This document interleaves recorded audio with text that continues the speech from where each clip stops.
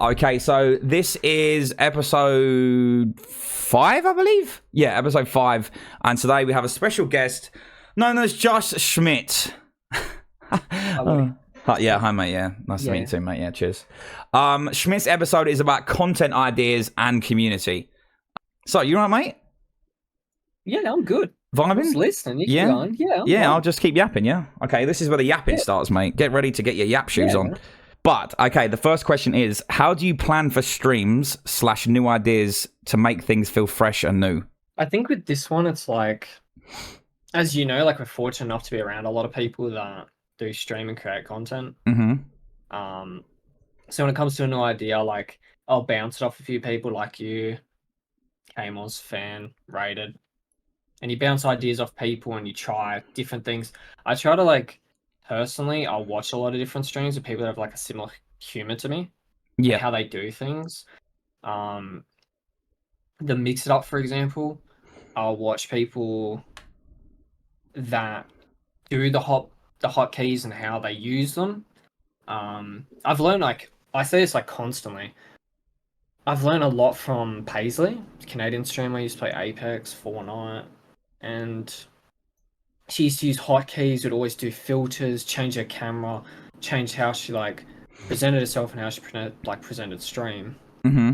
And so I'll learn a lot from people that have a similar humor, how they do things. Because me personally, as you know, I more try to be more community based and how I do things, and it's less focused on the game.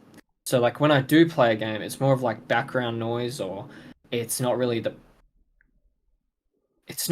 main thing that people are going to be focused on. Yeah. They're going to focus on the stuff that's happening, whether it's through filters or through I use the hotkeys as a good example because that's a way for people to be involved with the game, but it's not really about the game. It's about grief. It's about grief for me and how they do it. Yeah. But yeah, when I think of ideas that are new, I'll go to YouTube. I constantly look at that bot I told you about, Streamer Bot. I'll pretty much get something like Streamer Bot. I'll get something like Trigger Fire. And I always say to people when they do stuff like this, they do stuff they want to make different content, they want to branch out, and they want to do different things. Start with always try to learn the basics of it, like Trigger Fire, Streamer Bot, because once you learn the basics of those certain things, you can just add more depth to it. When I started using Streamer Bot, I pretty much would start off with just doing commands. So when someone does a certain command, it does a certain response to it.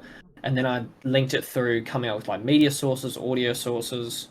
And then that's where the filters come through because of timers and how they do that. And I say, start off with stuff like that, because when you do it and let's say you go through OBS or you go through Slobs, you'll have things where you use StreamerBot, has timers, you don't have to control anything, it has timers on how it triggers to a different scene or a different source or a different filter. And then it takes you those things are hard to learn at first, and but there's so much depth to it. And when I think of ideas, I'll go to something that I know is very in-depth, like StreamerBot, and there's so many different things you can do with it. All the zooming cams, the filters, the mix it up, because it all branches together. Yeah. So when I think of new ideas, I'll think of about, I don't know, three or four things that I can do through that idea. It'll be more what can I try, as you know, I get very hyper fixated on ideas, and that's what takes heaps of my time. Yeah. I'll try to think of different things that I can do with that idea, rather than just one and done. What can branch from it? The weekly video with the dickheads and the cowards, and you slowly add to it. And once you already have that template of what you want, you can just slowly add to it. That's why I say you should learn Trigger Fire, because when I first started using things like Trigger Fire, I wasn't using images. I wasn't doing videos. I wasn't doing different clips and how they come up. I wasn't doing commands. I wasn't using the WebSocket through it, and you slowly add to it.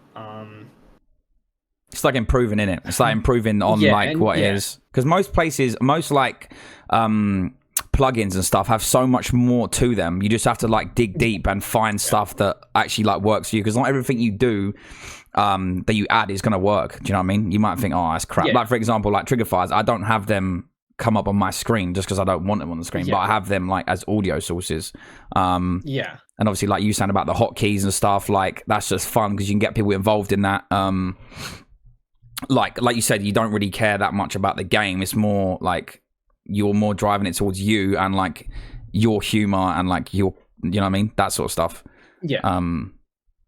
So yeah, I get that. Sorry, were you gonna say something else? Yeah, and it's like, you know how we got you to the feature.chat when messages come up. Oh yeah.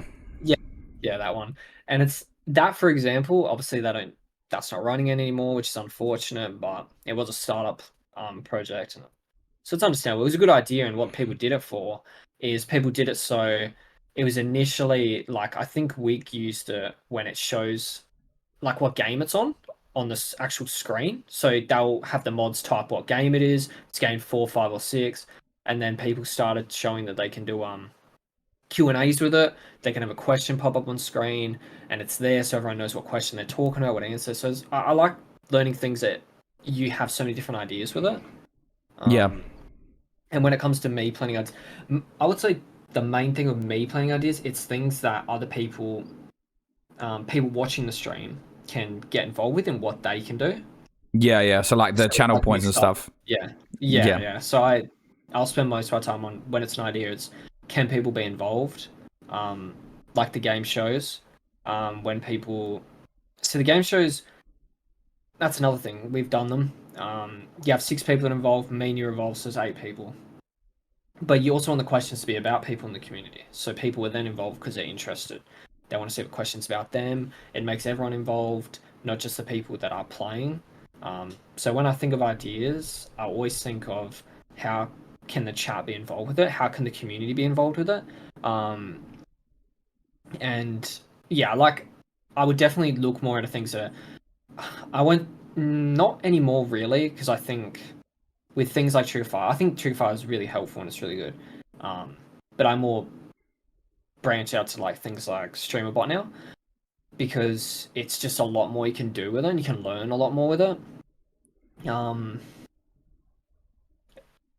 Because I remember I told you that idea, like when I wanted to track how much people.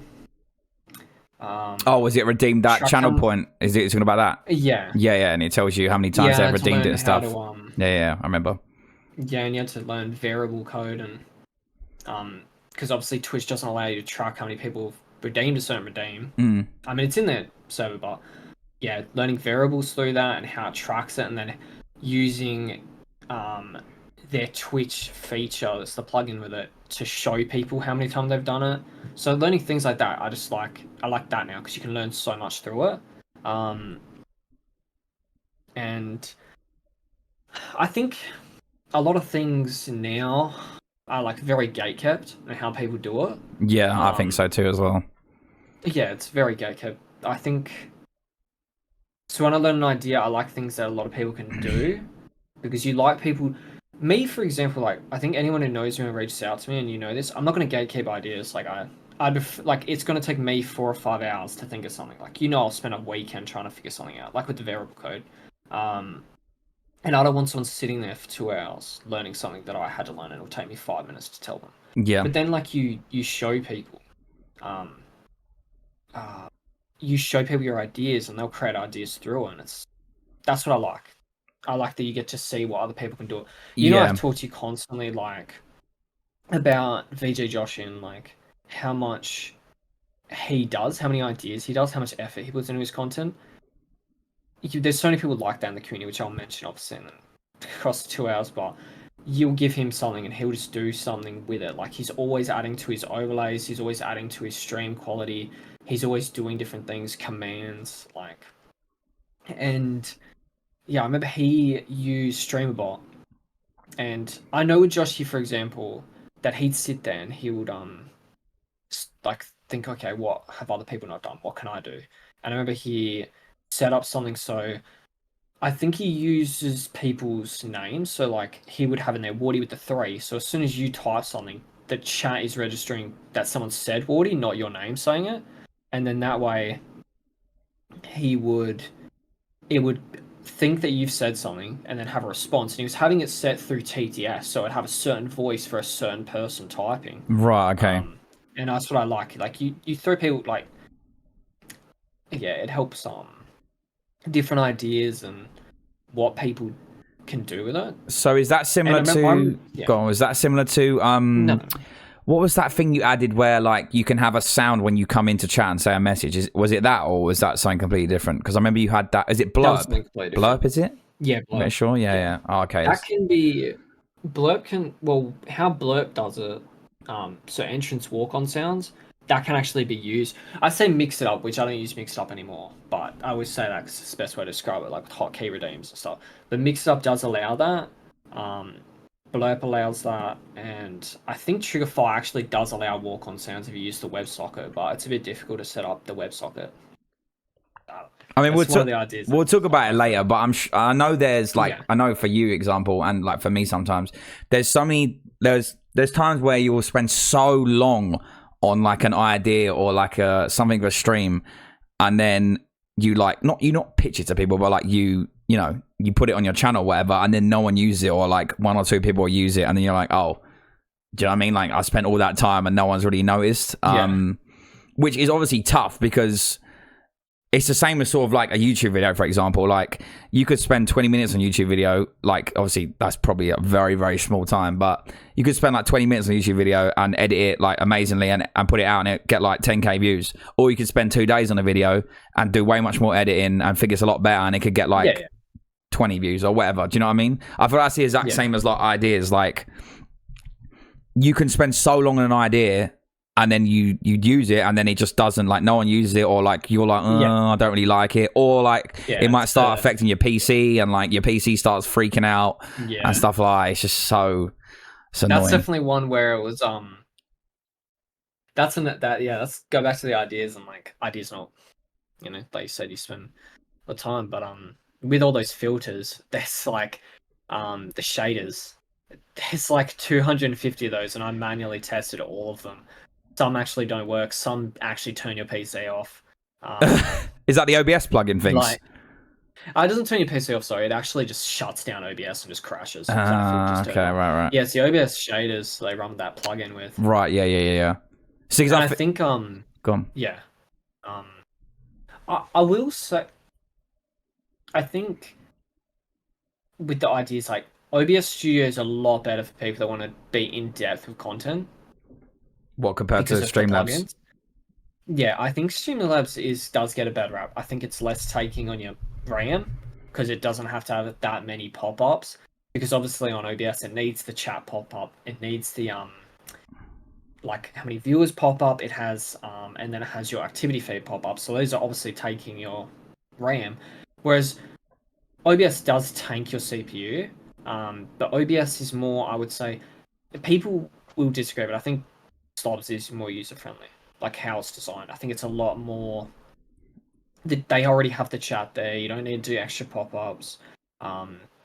Most people use this donor goals through that still. Most people still use their tipping through it. I think it's a lot more user-friendly than people say. Obviously it is essentially a rip-off of OBS, but I think I think if you want to do content, OBS Studio is a lot better. Yeah. If you want to try different things each time. I think to be fair, either don't really matter what you use, to be honest. It's just like personal preference, really. Like some people still use Streamlabs. Yeah. I say the majority of people that I know stream probably use OBS, but there's nothing wrong with Streamlabs. It's just people just go with what, not follow the crowd, but they go with what everyone else uses because it's just easier. So like if you have a problem, you can go, oh, why is my OBS doing this? And then someone can help you out rather than, there's not really that many people that use Streamlabs. But I feel like it's good for like alerts and stuff. Like the actual face of their website is good. Streamlabs? Yeah, like when you go on, like when you can test followers, like you can test. Oh yeah, I still use my alerts with Streamlabs. Yeah. I feel like it's a lot better than, because obviously with OBS doesn't have that, does it? You have to use like Stream Elements, for example. And I feel like Streamlabs is a bit better on like the front of like alerts, donos, like what you were saying, than Stream Elements is. OBS, because OBS allows so many plugins. Like transition table, allows advanced scene switcher, ads. Okay. Next question is, how do you deal with a time when an idea hasn't gone the way you planned? So, like a few examples. Obviously, I just mentioned about, there is times when that happens, but for you, example, and then I can give some examples of mine as well. I mean, like you said, it's like TikToks. You'll put a lot of time into a certain TikTok and it won't do. Other ones that you put a lot of time into, are the ones you don't really care about do well. I think it's like that with, community related content. I think I've definitely learned with certain ones is how I think when it comes to streaming, I think a lot of people associate hooks and reeling people in with just long form content. Um, but that's also not just videos. I think it's streaming too, and how you show people and how you set up and how you do it. And I will often think, I critique myself a lot, and I'll do something, and I'll go, okay, maybe I didn't say it well, I didn't lead up to it well, I didn't plan it well, I didn't, get people hyped enough for it. So when an idea doesn't work, I kind of take it back and I decide, okay, is it something that people enjoy? Because that's another one. I think when you first start streaming, you've got to find out what your community likes. You've got to find out what you all get along with. And I think most people, or 90% of people, and everyone should just be unique and find out what your humor is and what you like and what you want to do. Because certain things just aren't gonna work if they're just not related to you or your community. Like a tier list, for example, if it's a topic that none of yous relate to, that's not going to do well. That's Yep. a tier list because they don't like. If you don't have a community that's based around music, a music-related tier list probably won't do well. But certain ideas, when they don't work, I kind of try to think of what I could have done better with it, what I can add to it, or some I'll just go. It just didn't work. It's not something that today, for example, when I did the recap, I went with how I displayed like the top 30 messages. Um, I probably should have hid the messages to add people thinking about because people more associate what their message is rather than the other messages until I read it out. So I think with that one personally, I should have hid the messages and then showed them gradually as I went up. Yeah. So certain things that I think it went well. I mean, I do most of my ideas not to really benefit myself, but just so people enjoy them. And I think it would have just been a bit more entertaining if I did it that way. So I do think with ideas not going well, I'll try to think of what I could have done better for it or what I could add to it. I try to, and that's with the idea not working. Longevity wise, I think I could add something and I try like the Dickhead Championship. I think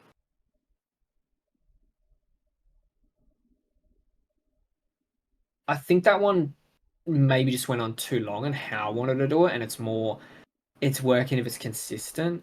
Um, and I think some ideas just this isn't my idea, but with I look at other ideas because like I said, we're blessed to be around a lot of people that create content. Rated, for example, he did the kill race tournament, and that's a good idea. It allows people to be competitive, allows people to be involved. He was getting people to um, vote for who they think was going to win, and then it was a long thing, and it allows him to be more chat oriented because he can just chill, ref, and talk to chat, and they're playing, and their attention's on the people playing, and it's on the attention of him just talking to chat. That's just rough because I didn't think about it until he told me is you need people to be available for 2.5 months. Yeah. That's not his fault, and that's not the people involved's fault. Those are just ideas that they're just I'm trying to say some ideas just don't work because of certain elements and just not coming together. So it's if an idea doesn't work, I'll think if I can add to it or I can change it. Same as Rated would with that, for example. He would think, okay, how can it be not as long? Because people loved it, people enjoyed it, they thought it was entertaining. Yeah, just a bit long because of availability with people. So that's what I'll look at when an idea doesn't work. Is it just worth pushing with it? Can I add to it? And how? Because when I when an idea I want to see if it can be something that is long lasting. I think with even things that I'm not going to do constantly, like we're going to do the game show again, but you don't want to be constantly pushing something and just doing it every week. You want it to be. Because I know we've mentioned about that, haven't we, with tournaments and stuff. We don't want to do them consistently. Like, we wouldn't want to do them like every 2 weeks or every week, because it loses its effect of being like, oh my god, they're doing another tournament again, or like, oh my god, what have they changed now? Like when we did the quads tournament, or like, you know, if we've changed a few of the rules, or if we're playing on a different map. But no, I agree with you. I feel like when you have these ideas, they're always good to like let them like simmer for a little bit, just because sometimes you're not sure if people are even going to like it when you pitch it to them as well. Like even this podcast, when me and Crimp had the idea, like we both wanted to do it. We randomly just thought about it, started talking about it, like thought of a name, etc., which took us ages. And then like I was nervous by like just doing it, because obviously my content is mostly around like, you know, same as you really, you know, having a laugh, taking a mic, you know, messing around. It's like nothing too crazy. Like I'd rather people be like here for like the community rather than it being like just a game, etc. So when I was then going, right, okay, now let's do like a podcast, which is obviously like a serious chat. Well, it's not serious, but obviously it's laid back, but like you're talking about topics that you want to express yourself on. It's sort of like the complete opposite, because, you know, 1 minute I'm having a laugh, taking a mic, and then the next minute I'm sitting down with someone in front of a camera and then talking about like, you know, certain topics. But I mean, I've you know, you just have to keep going with it until, you know, people are like, I don't really like that, or, you know, you do a judge off people's reactions, because not everyone will tell you something is good, and same way as not everyone will tell you something's bad. Do you know what I mean? Like some people will, some people will tell you either or. But majority of people would just go, that wasn't like, they'll just go, I won't say that to them, but that wasn't that great, or, oh, I thought that was really good, but then they don't tell the person, which I always say to people, like, even with this, or like anything we do, like, if you don't enjoy it, or you do enjoy it, just tell us. Like, we're not gonna, you know, we're not gonna be upset, we're not gonna cry. We might cry a little bit, but, you know, not too much. I'd rather have feedback. I'd rather have feedback on something that we're trying than like everyone just not say anything, because then it's sort of like, I can judge a little bit by like, you know, the reaction and like if people are interested and, you know, analytics and stuff, but like predominantly if people are being like, yeah, I enjoyed that, or no, I didn't really like that, then it sort of gives me a gauge off of like what we can do next to make it better, or like you said, if it even is worth like still riding out with the idea, or, you know, depending on what you want to do and what idea it is, you know. And then obviously if you don't enjoy it that much and you're like, I wasn't too fond of that anyway, and now people are saying they don't like it, okay, I'll get rid of that, or that sort of thing. I mean, the tournament is the perfect example. People didn't like the round one thing. You like positive feedback, and you trial things, and we didn't know if we want to do well, I mean, you love random rails. Me and you like, I've never played in one. Actually, no, I've played in a fair few now, but not when we'd done a tournament. And even if you love them or I love them, if people don't love them, we're not going to do them. But I remember you were like, I want to do a random rail. I think they're good. I think they do well. So yeah, it's an idea. The random rail worked. That's how people like it. Like we've said, we've even thought of that idea that for the next one we do and how we want to do captains and stuff. Maybe people won't enjoy that idea, but you've got to try different ideas, you know? Yeah, you have to try something new. Some aren't always going to work, but yeah, you have to try. So maybe people won't like that. Me and you, I think,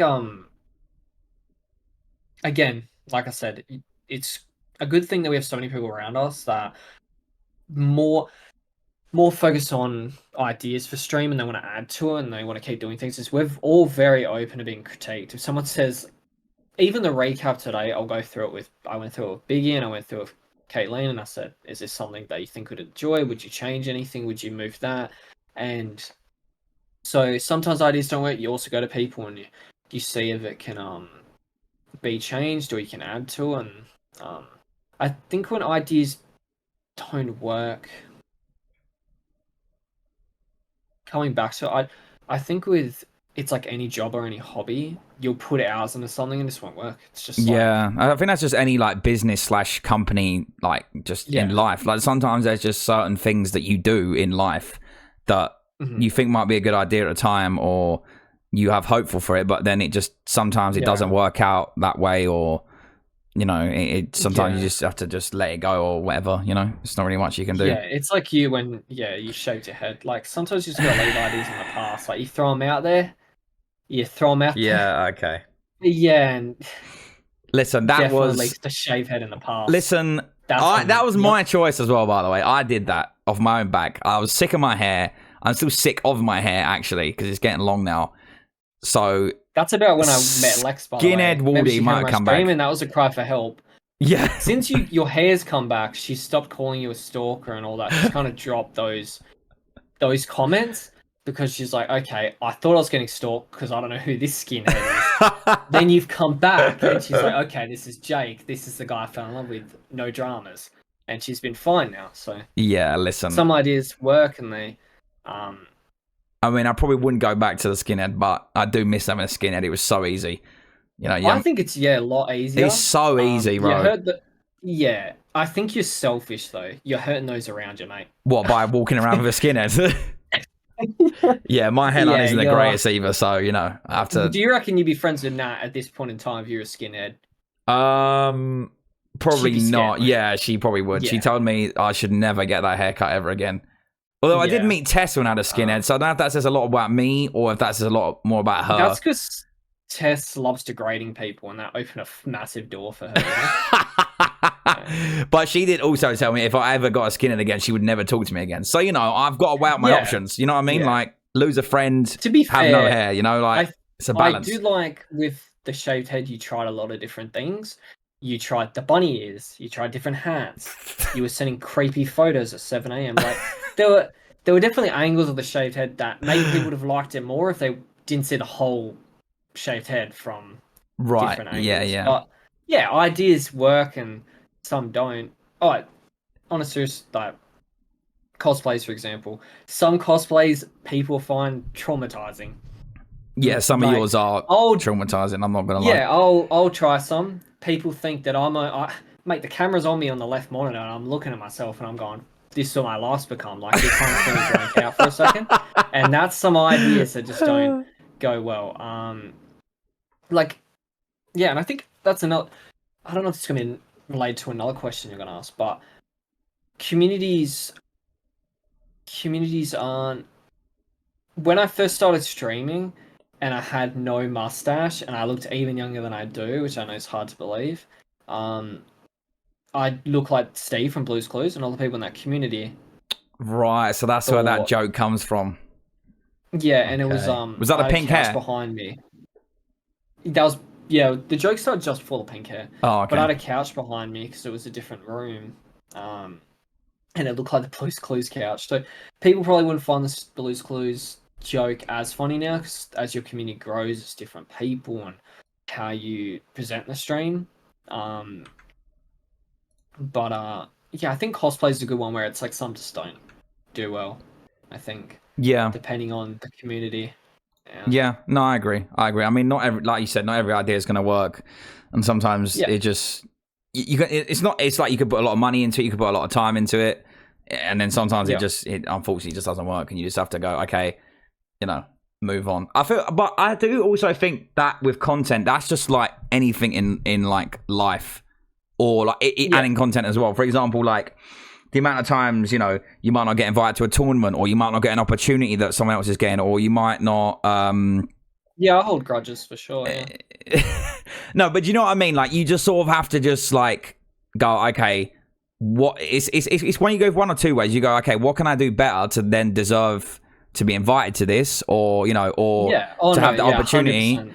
Or you go, okay, right, well, that's just unfortunate. I just have to suck it up and just think, okay, right, let's just move on and just go on to the next thing. Because, you know, this happens to everyone. It's happened to me loads of times. You think, oh, okay, I would have liked to be invited to that, or, oh, that would have been nice that I could have been, involved in that, or that sort of 100%. Thing. And then you know that. The worst thing is just going online and just like shit talking the thing that is like being organized or whatever, like being like, oh, this is disgusting. No, why? Because then it goes down to like entitlement, and people thinking they're entitled to anything. You're not entitled to anything, really, if you think about it. You know, obviously some people are more warranted than other people, but like, you just have to just suck it up. Like, especially a smaller streamer anyway, like you just have to think, well, how can I now make what I'm doing and be more noticeable now for when the next time they do this, then I get noticed.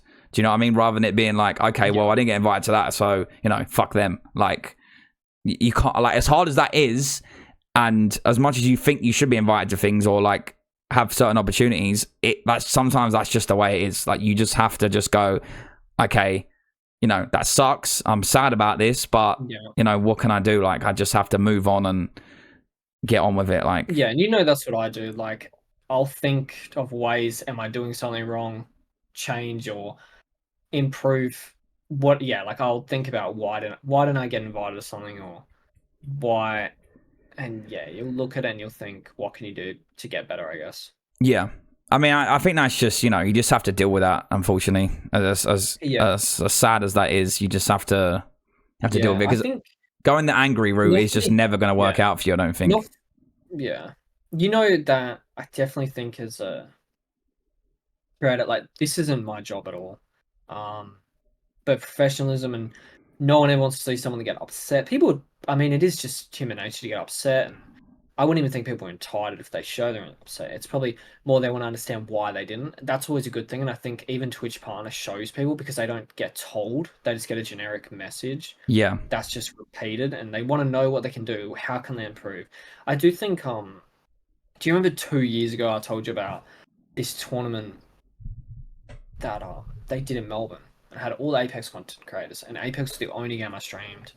I was consistent, average was okay, and I wanted to know why I didn't get invited, and I started thinking, what can I do to get better? And I started thinking, well, I haven't been to events. I haven't been to events. They're not going to ask me to play if they don't think I'm someone that's actually going to go to it. But it does help if you're told what you can do and what you can improve on. And like I said, I don't think it's always people thinking they have a sense of entitlement. Why they didn't get invited to something.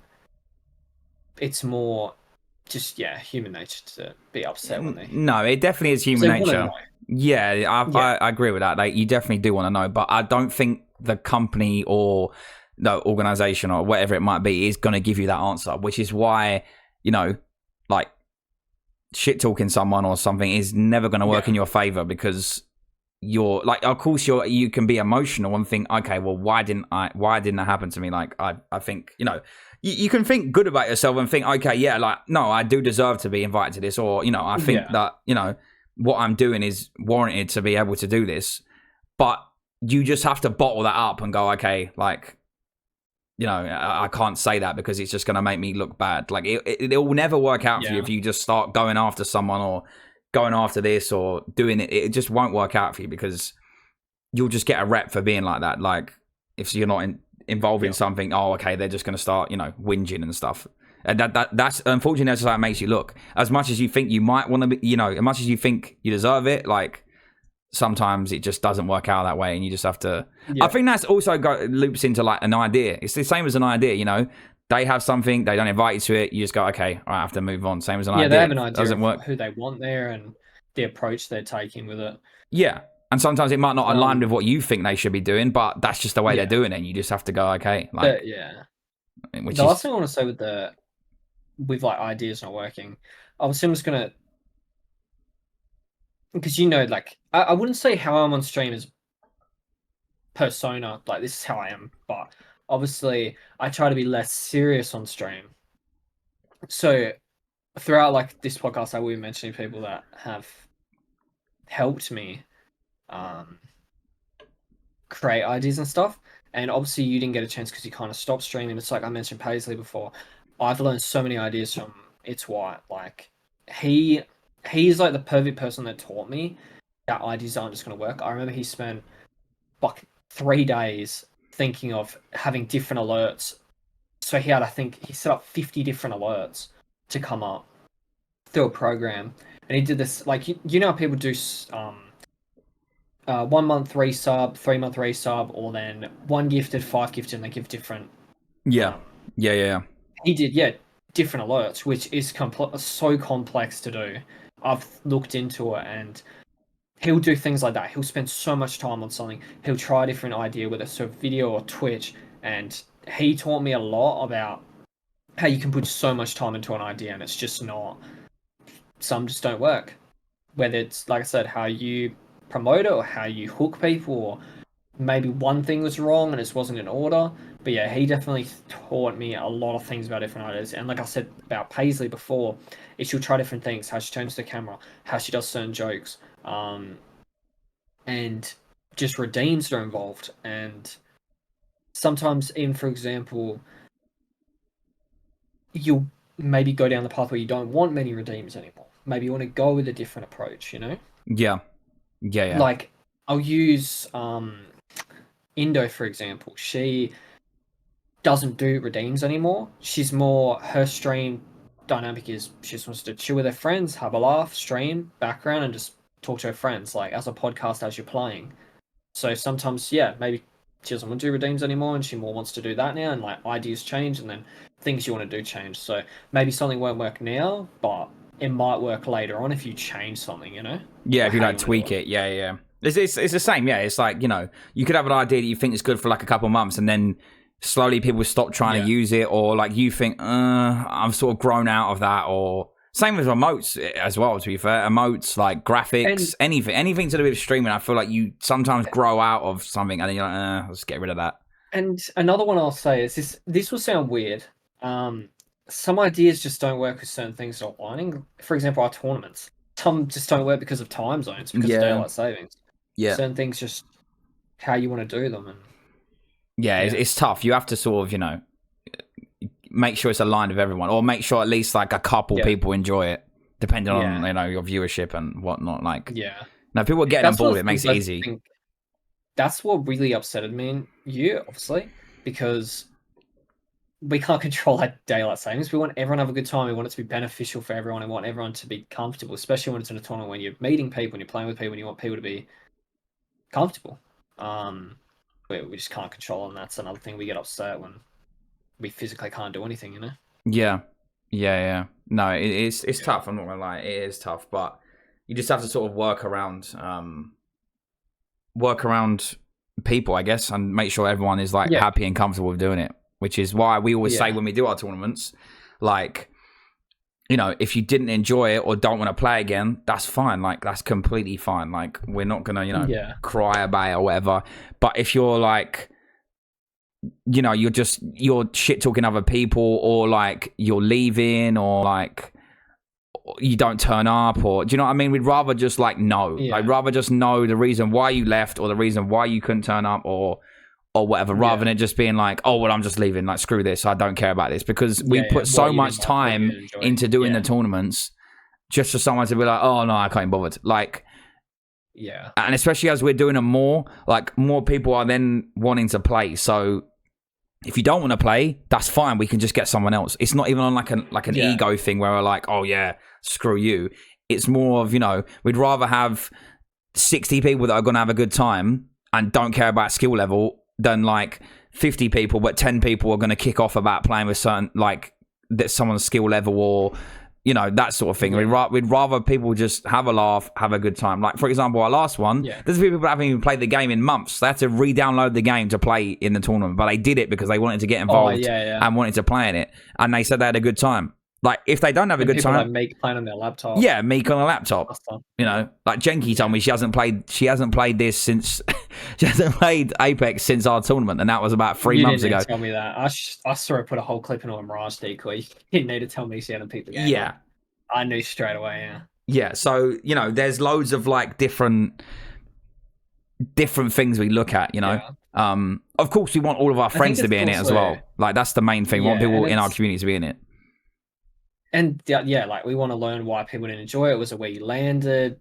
Was it the people you're playing with? If you want to send us money to be on Jazz's team, we at least want to know, you know? Like, then we'll reach out to you. So. No, but like, sometimes it's just, you know, people just generally don't like, for example, some people don't like the random morale idea because they don't like going in as a solo and like mixing in with people they don't really know about. It is very nerve-wracking, especially when you don't know a lot of people. It is very nerve-wracking. I think, remember we did the duo one? And I said to you, I don't like doing preset teams. I just don't. I don't like it. No, neither do I. Because I get it, but there's always going to be a couple people that frustration builds, because it's like if you play Apex and you take the game seriously and you die to a 3-stack and you think to yourself, oh, if I had my ranked team, I would have won that. and I don't like people knowing that they have their team. So then frustration builds if you're not winning fights. Me personally, I don't like preset teams. No, same. That's the reason why I loved random. Like the first time I played in it, I was just like, "This is so good! Like this is so cool to be able to do this." Because it's more of like meeting people as well, and like talking to people that you probably wouldn't ever get a chance to talk to, because some people don't like asking people to play, or they know people, but they're like, "Oh, would they want to play with me?" Or do you know what I mean? We're sort of like the bridge between that. Like, do you know what I mean? Yeah. But we always try and make it so people are actually having a good time and having a good laugh, do you know what I mean? Rather than it just being like, oh, okay, this team's just so good, they're going to dominate. Like, we don't choose Sometimes it like you that. don't, and then some situations you don't even need to ask. Remember when Reese turned into a Marvin, this kid? Oh, yeah, Reese turned into a Marvin, yeah. Yeah, he's probably on the watermelon cruise, just sitting back, relaxed, kicked his feet up, having a good time. Yeah. I mean, we've had a lot of good moments in our tournaments. Yeah. Loads of lovely just killing Camels for no reason when they're trying to have a punch on. Yeah, that wasn't very nice. Yeah. Meg dropping 50 damage and nearly winning the game. Like, it's stories, Leaving stories. in a bush, yeah. Leaving in a bush, yeah. Leaving in a bush. Martin getting destroyed by a 4-man. Steph falling out the window. Yep. Like, you know what I mean? We've got a lot of stories. Off the map, trying to get a res. Shady, just being shady, looking for ego teammates. I don't know. He had some weird requests. Sometimes we don't want feedback. He had some weird requests. Yeah. But also, I feel like as well, so what you're going back to what you're saying about the round one thing is, we was also unsure about if that would work, because I know we both were like in discussion about if that was going to work. That one was more, and I think that's the trust that me and you have with each other. That was a rough tournament for me because my PC was dying, my stream deck was dying, my Discord was dying. I barely even got to really see how round one went. Yeah. Because I just couldn't even see obituaries in the kill feed. So that one was more your opinion. And I was like, do you think people enjoyed it? And then we reached out to people and they were like, we didn't enjoy it. And you said it was a bit chaotic and how it was. Because it's very like, when you do round one, and I think me and you definitely don't call ourselves casters. We just kind of sit there and just talk a lot of shit and just have a laugh and watch our friends. It's more like if you had Halo at your friend's house and you're all there. That's how we treat it. We don't think we're casters. No, yeah. We just take maybe casters can do better, but I think in round one, most people would say that from a casting point of view, it's a lot of screaming, it's a lot of yelling, because it's a lot of instant fighting on the spot. Yeah. I feel like the round one thing sort of took away like the contest for us as well. Like when we knew someone was contesting someone, we could just like watch one team, or one of us could do a listening on one team, and then vice versa. And I think and we reach out. I mean, most people are new in the tournament and know how we do things, and if you're new to the tournament, we'll reach out to you, we'll tell you how it is. If you have any questions, how you want to play, and give us feedback, because we want people to find it. And that's why in our spreadsheet we'll label like who's new and who isn't, because we like to reach out to them and touch base and make sure they're comfortable with playing in it. And then we reach out to them after they played and see if they had a good time. Is there anything they changed? Was it overwhelming in certain points? Like, I'll use Lace as an example. Lace is a very good player. She gets along with everyone.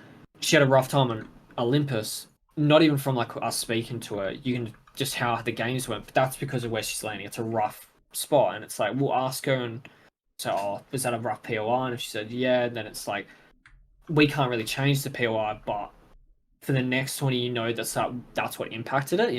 Yeah. So I think we'll always reach out to people that are new and see if they enjoyed it, or if there's things they'd want to change. Yeah, I feel like that's the best way to do for tournaments as well. Is just constantly like change it every now and then, like swap a few things around. There's some things you can't change, like Tempe falling off the map. That's unfortunate. Like, we can't teach that. We're just two men. Like we can't be clicking our fingers and you're landing on. It's not a bowling alley, mate. Yeah, you can't put the barriers up. If we could, we'd be making so much money from Lacey. Lacey would be in our bank accounts, paying us every day of the week, saying, "Thank God I haven't fell off the map in 6 weeks." Yeah. We're just doing all we can. No, we try our best. Yeah. I mean, you sort of answered this, but when thinking of ideas, what is the process in making it happen, and how long does it take? So I know you mentioned about your friend White. Sometimes it takes like 3 days. Sometimes it can take 2 hours. Sometimes it can take a weekend. With me, when it comes to ideas, like Weekly's video and stuff, I'll try. The hardest thing for me is okay, I'll sit down, think of an idea, write down the ideas, sit and constantly go over those ideas, and then I'll think of how I can do it, how I like want to present it. Because obviously, if you just chuck, it's like memes, chucking that photo of you and then Candy made something. People are even though that's a funny photo, you can then add to it. So I'll spend I think 3 or 4 days on an idea, and I'm not saying I'll sit down for 3 or 4 days straight thinking of something. Um, I'll just keep coming back to it for a little bit each day and then Yeah. adding to it, and that's why I don't like forcing an idea. Like I could have done that recap within a day, but I just want to keep coming back to it and see if I can add it because I do get really, I have really bad OCD, which I don't talk about. But I just will get annoyed, and I'm very persistent. You've said that, like I'm very persistent, and I just if I have an idea, I'm just going to keep doing it until it's that idea. Yeah, you don't settle Until for I anything. like it. Yeah, you know. Yeah, I'm not gonna. Yeah.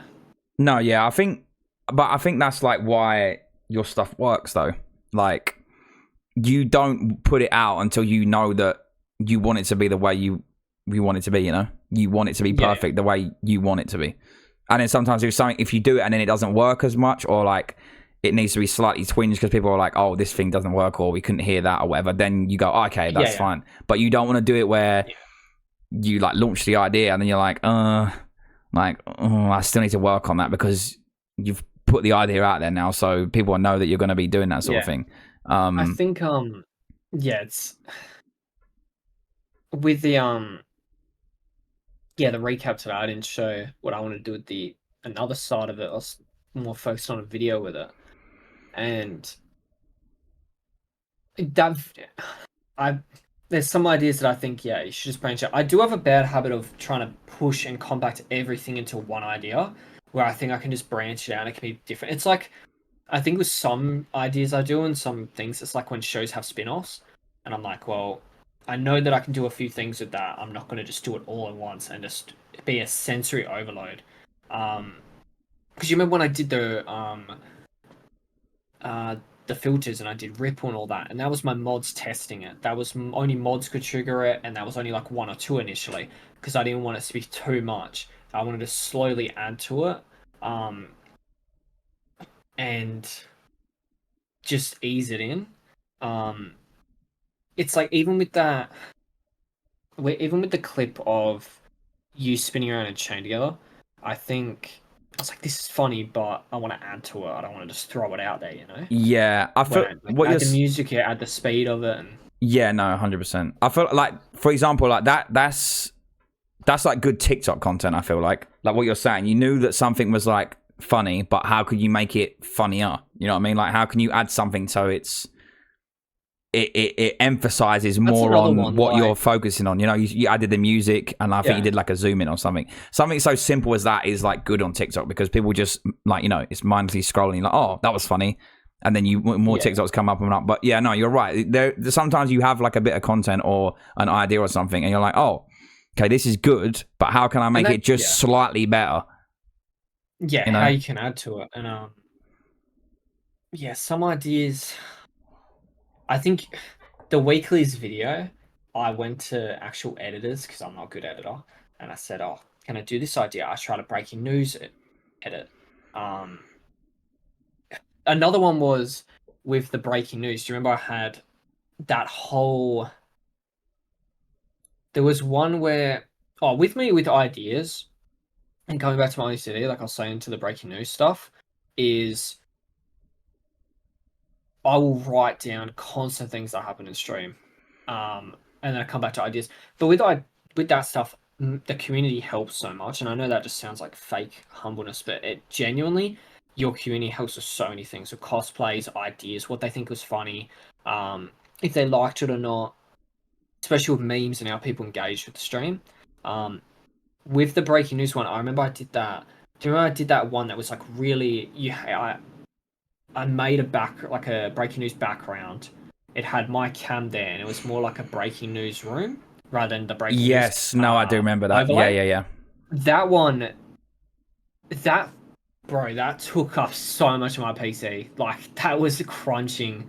I don't know if it used my CPU, CPU. It used my CPU, and it was knocking my CPU up to like 45% because essentially they were green screen overlays, and obviously they just can't. If you have a GIF and it goes to 5 seconds, it keeps repeating. So you can do a GIF and it's going to make it less tanky, but it's just going to keep repeating and it'll be very obvious to notice it.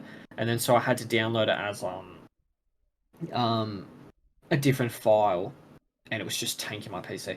But that one, it's like I tried that, people liked it, but that one I scrapped that idea. I wanted to do that idea, I still do, but I think that just takes so much effort. That's me every week.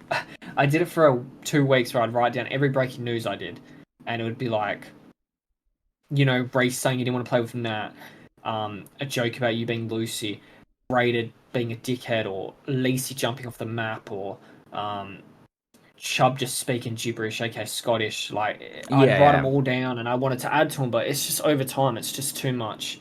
That one's a lot of effort. And I know that's content, I'm not complaining at all. Some ideas are they're just too much effort. No, yeah, I agree. Especially for like the response you get, because sometimes you're doing something for a specific person in your community or specific friend, and it's like if they're not there constantly or like they don't see it, you just sort of have to wait for them to get into your stream or wait for them to see it. And then obviously it just doesn't hit the same, especially when you're like, oh, I've made it on Monday, and then they haven't come in until Thursday or Wednesday or whatever, and you're like, maybe I shouldn't do that, or, it doesn't hit the same because something else happened before that, or that was like 2 weeks ago or whatever. And obviously with that idea, you have to keep constantly, like, you can only make content of what you get back, right? So, if they're not doing anything that's funny or like silly, then you can't use it. You know what I mean? Same as my screenshots. That's the same as my screenshots, I think. If someone's not saying something crazy, then I don't have anything on the folder or videos or clips or whatever. Yeah. And it comes back to how long do ideas take. I trialed me streaming 5 days a week for a while, and it's just so much content. And it's not me complaining. People watch me, and I appreciate that, and so I'll always try ways to show appreciation to them, and tracking what they say, memes they do, and when you're doing that, I'm screenshotting like at least 10 things from each stream, and then on the Saturday after a stream 5 days, I'm writing down every breaking news, I'm writing down every joke for an idea that I wanted to do, I'm screenshotting every message people have sent, I'm keeping track of memes they've sent, and I literally have to write down, did that person Discord DM me it, did they tweet about it, did they say it at this certain time, because it's just so much content. Like, so yeah, ideas I would say not working. Ideas not working comes back to sometimes how long they take. Certain ones, it's just the effort of it, and it's like like how long do ideas take, and coming back to ideas not working is 5 days a week just can't work. I can't do it. It doesn't work for me. Yeah. It's just too much content, and then I put pressure on myself to then, that I get very overwhelmed because I'll spend 4 hours making a weekly video. Again, not me complaining, because I know and I want to do it. It's tracking all the screenshots and stuff that gets repetitive. That feels like a job to me. Same as like when we do certain spreadsheets, certain things, and that just like takes a toll on me. And then I put pressure on myself to stream the next week, because I'm like, well, I made this weekly video, and I have to, I have to do the weekly video, and that puts more pressure on me. Yeah, because that's why I try to limit what I'm making and what I'm doing. Because when I'm doing the breaking news, during I was doing a different breaking news every day, and then I'm like, okay, that's putting more pressure on me for the next day, because I need to take something from that, and it's like, then you don't want to force a joke, so I'll keep a breaking news, Yeah, no, I agree. I feel like when you have to make content on a certain deadline, it is very stressful. I'd say example of like me when I got to do the playtest, like it was a quick turnaround of like the embargo and stuff like that, so I had to make everything I needed to make in like the space of like 2 or 3 days, where sometimes it can be a bit longer. And I can't lie, it was stressful.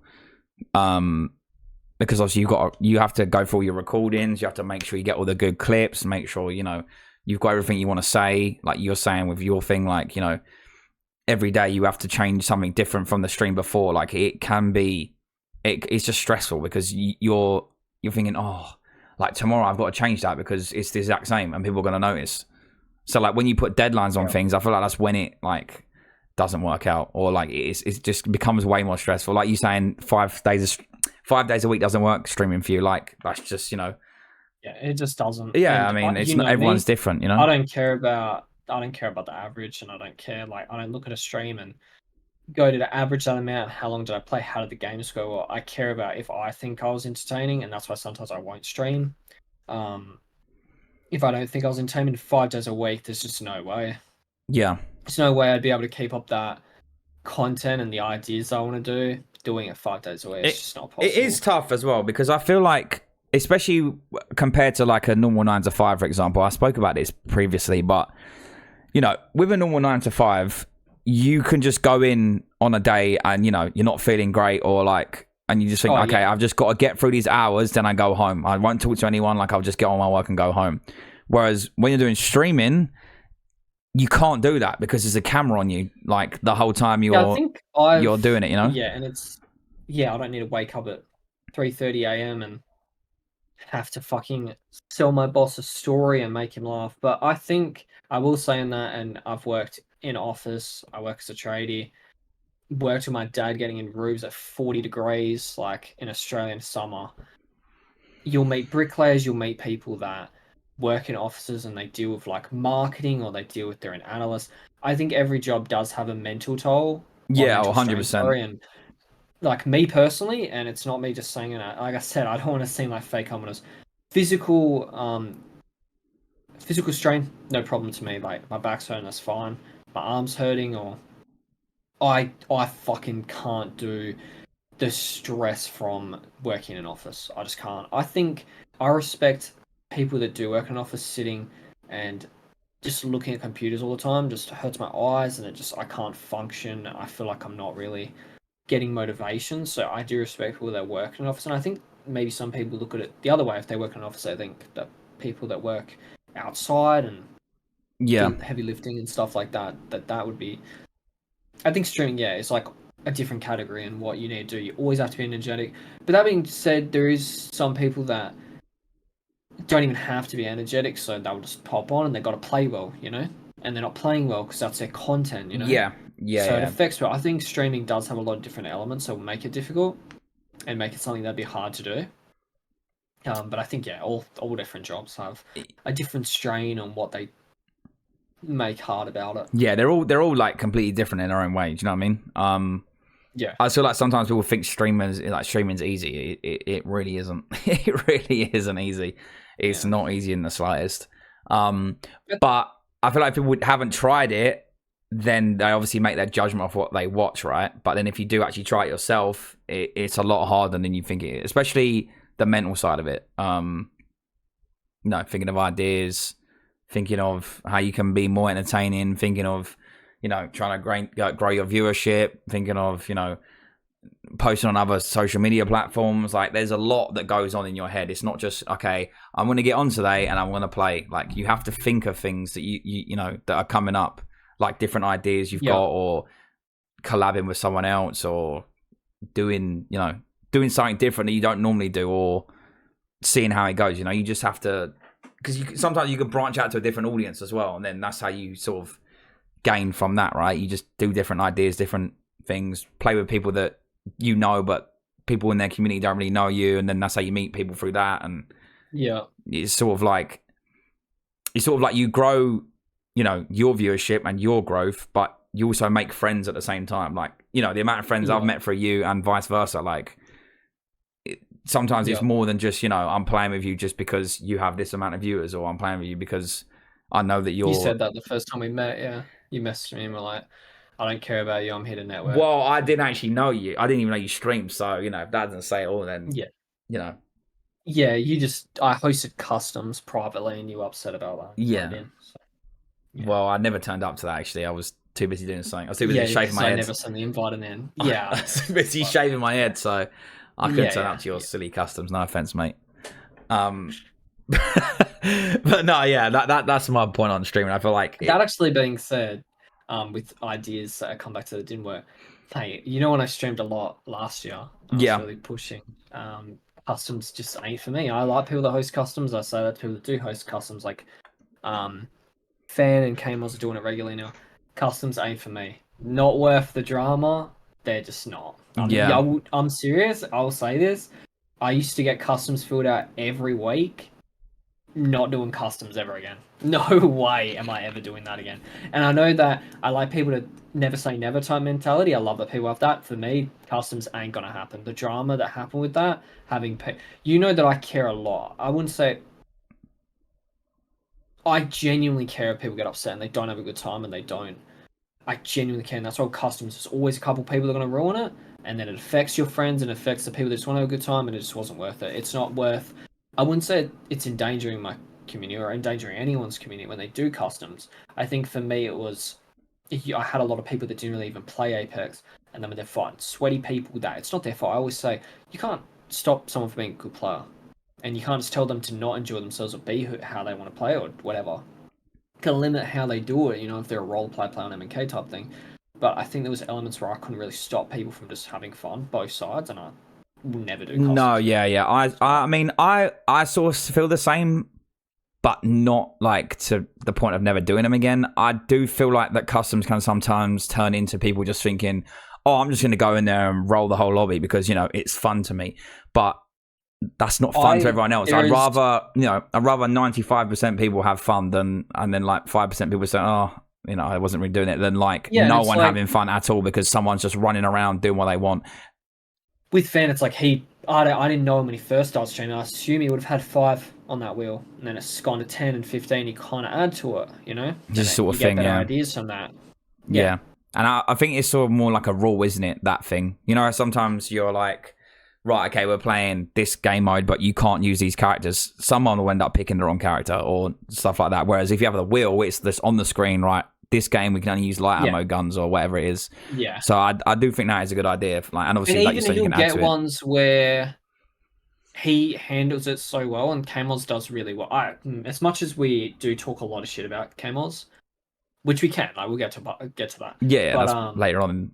Yeah, that's another question. Like 20 things you had about Kamos, and then you have 40 or whatever. But yeah. She is very good at setting boundaries and being assertive about people in her community. Not like she cares so much about her community being comfortable and caring about her making sure she's comfortable. It's her stream, it's her safe space, and I think that's what they're good at together. Is they just don't. If someone's not playing by the rules, they're understanding. They're not going to be like, "You're never playing again." But then if people are then being too serious about that or being upset with that person with their mistake, they will get involved, and they'll be like, okay, you're kind of crossing a line. They speak to them about it. And I think they definitely set boundaries quite well. No, they do those things. And I think that's when it comes to customs is, mate, we can do our tournaments without Claire, Eden. I don't want to I don't want to shout out Caitlin. I feel about her. Caitlin. Yeah, I really want to. But they help us. You have Martin that helps you. The tournament you did yourself, you had Cass. We couldn't do those things to people without helping us. No, 100%. When it goes back to ideas, I should have said this. You have to be open to people helping you, and I think that's the thing that's affected a lot of people in the past. Is people gatekeep shit, and that upsets me because then they don't allow people to help you. I used to be. I didn't say I gatekept. I always wanted to do things myself, not because I wanted to gatekeep an idea, but because I just want to learn myself, because I like learning things and then learning how I can fix a thing. Yeah. And so I wouldn't gatekeep it, but now opening myself up and asking people for help, they show you different ideas and they help you with certain things. And like I was going to say before, the most gatekept thing is people doing voice mod through their mic. That is the most gatekept thing in this community. Yeah, this is. Because people make their whole content them repeating something someone said through their mic. It's this massive thing in COD. That's another idea. That stuff doesn't work in Apex. You're not going to play with in COD, you've got 12 people most likely. It's probably that lobby. You've got 5 people in your team and you're versing 6. You can take the piss out of the team you're versing. That's funny. And they're stuck with you for 10 to 15 minutes. That idea works. You're not going to do it in Apex when you're with 2 people that you actually essentially want to play with and get to know.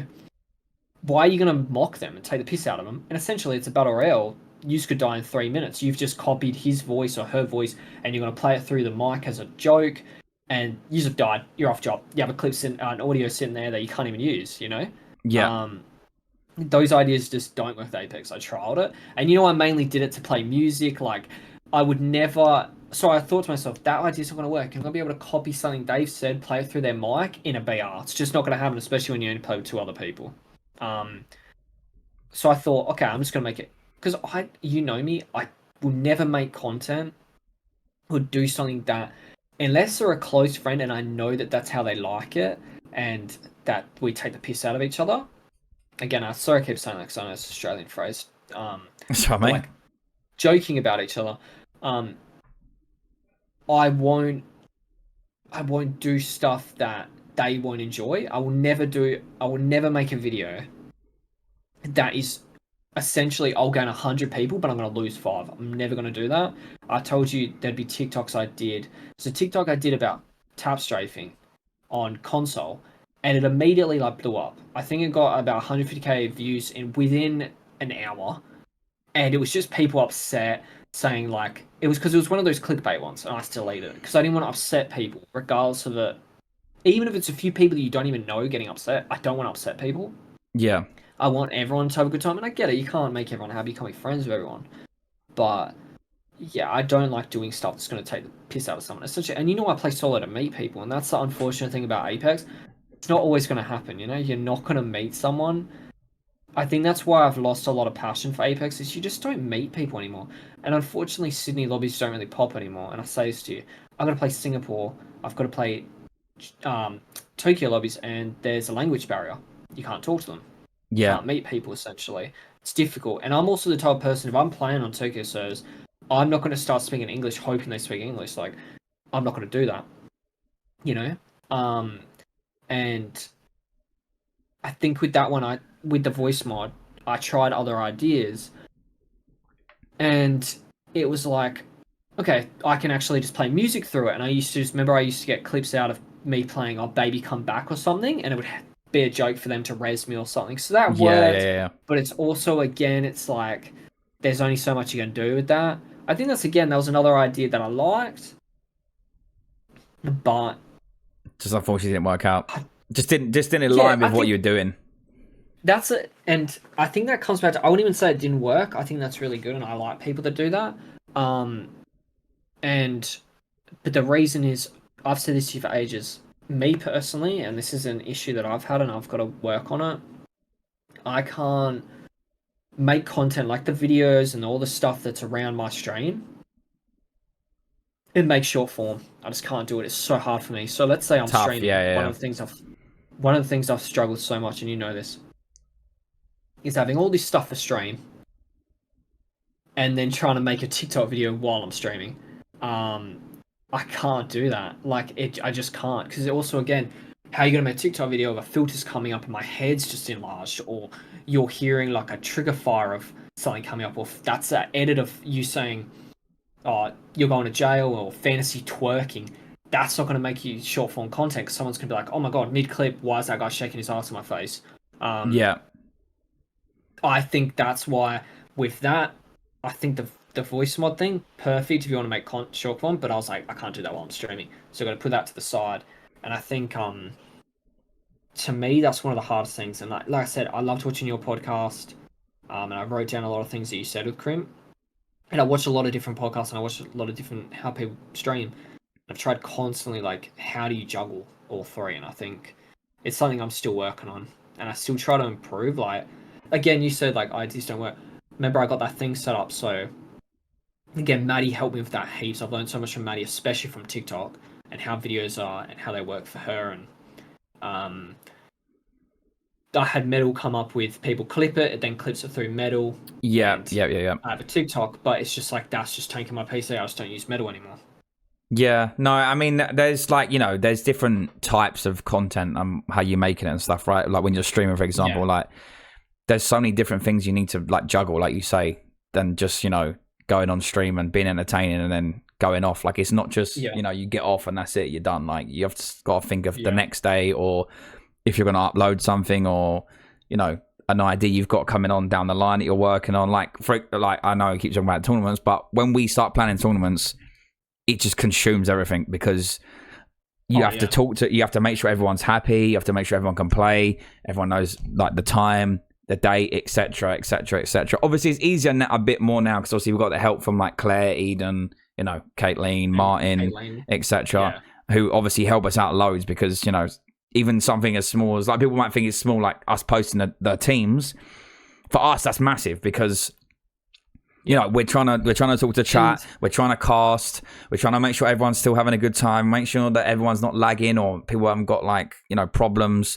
So like having just people just, you know, posting the score, like for example, the scores, like I do the scores myself. I know it's not hard, you know, you just paste something into a website and paste it. But sometimes I forget, like the second game on the tournament, I forgot to do it and I just copied the first game because I messed up. Me and you have said this, we wouldn't do a tournament without each other because it's fucking hard. It's hard. Yeah, no, it's like, tough. I'll handle the side of Discord and you handle the side of scores. Yeah, it's tough.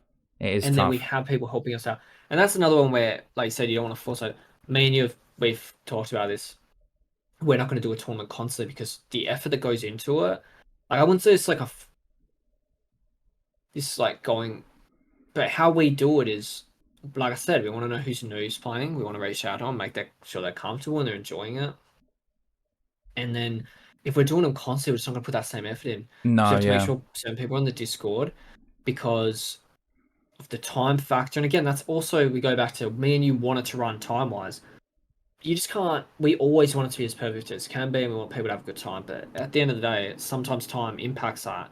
Like in a random rail, people have got to understand you're waiting, especially in quads. I think we were happy with it. We look at it and we watch VODs and we make sure that it was ran how we wanted. People got to understand like quads is also a different form of tournament. Time's going to be longer because now you need 3 people moving to a team and joining a captain rather than 2, and it's a bit harder. It's just a lot going on, especially when you're streaming. Like obviously moving people around. Sometimes when people leave, they can't then be put back into thing. You have to drag them, and obviously, I mean, you can do that. Obviously, sometimes people are like, "Oh, you know, I can't play," or something's come up, I need to go, or you know that sort of thing. Obviously, we never be annoyed at them people. Like it happens. It's just a lot. Like you know, it's a lot going on, especially when you've just got so much stuff to do. Like you know, post the scores, you know, post the next teams to make sure everyone's in their teams, make sure everyone's ready, make sure everyone's actually in the lobby, you know, make sure you're picking the right map, make sure the server's okay. Like there's a lot of stuff that like affects us, so that's why it's always nice when people actually help us out on like for small things, small tasks, like I said, like posting the scores, you know, saying the drop spots or whatever it is. Like we appreciate it because it's, you know, it's tough. It is tough. So someone I do want to mention actually is Dole, legendary Dole.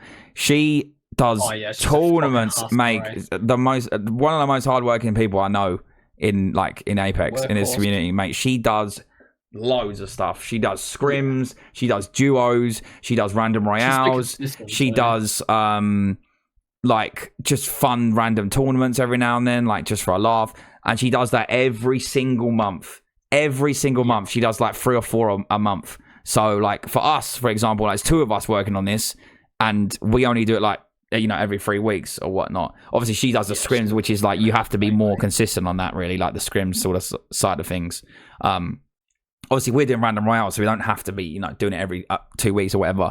But she works so hard, like it's crazy. Like I don't, like, now that I know like how much effort it takes to do tournaments and stuff and organize it, the fact that she does it every month is crazy. And that's, to be fair, that's only like, you know, testament to her that she's got, you know, like an amazing community around her that helps her out, because I'm sure she has a few other people that help her out with, you know, whatever she does and that sort of stuff. So, you know, shout out to Dole. She's just, you know, I don't know how she does it, but she makes it work.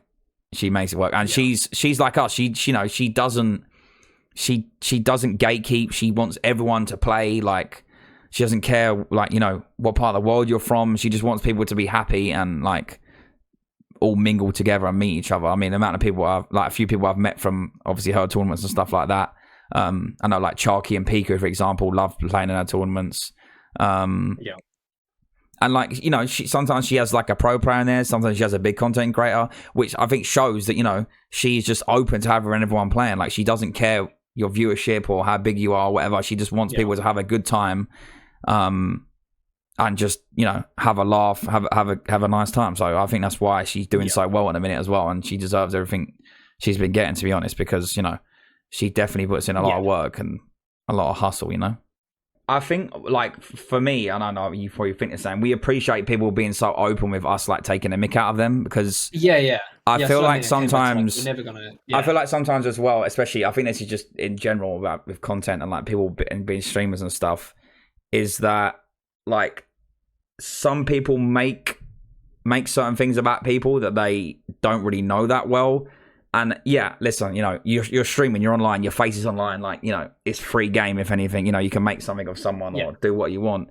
But I've always been on, like, if someone, like, I'm always, if I'm feeling like, should I post that because I'm not sure if they'd like that, I'd always ask the person, is this okay to post this? I've had numerous times when I've asked someone to, like, say, you know, is this okay to post? Like, our first ever tournament video, I remember Alonda was tweeting about, like, her chair and stuff, and I made a joke about the chair being in the video, and I put, like, loads of her tweets on the screen. And I remember asking her, like, is this okay to post? Like, you don't mind? And she was completely fine with it. But I'd never want to, like, post something that someone's not comfortable with, because then it just sort of, you know, they're angry at you, and then everyone thinks, oh, why have you done that? Especially if someone's, like, loads of people are taking a piss out of them. It can, you know, it can turn a bit. I don't know. I just feel like there's certain boundaries and stuff. I think you can't. Yeah, because you'll know with the weekly videos, if someone's new to it, I just message them, like, make sure they're comfortable being on it. Yeah, and most people, everyone says. Because obviously we're not massive streamers or anything. We don't, like, average, like, thousands of people, but, like, it's still, you know, you got to see it as you're still putting someone's, like, message or video or face on something funny.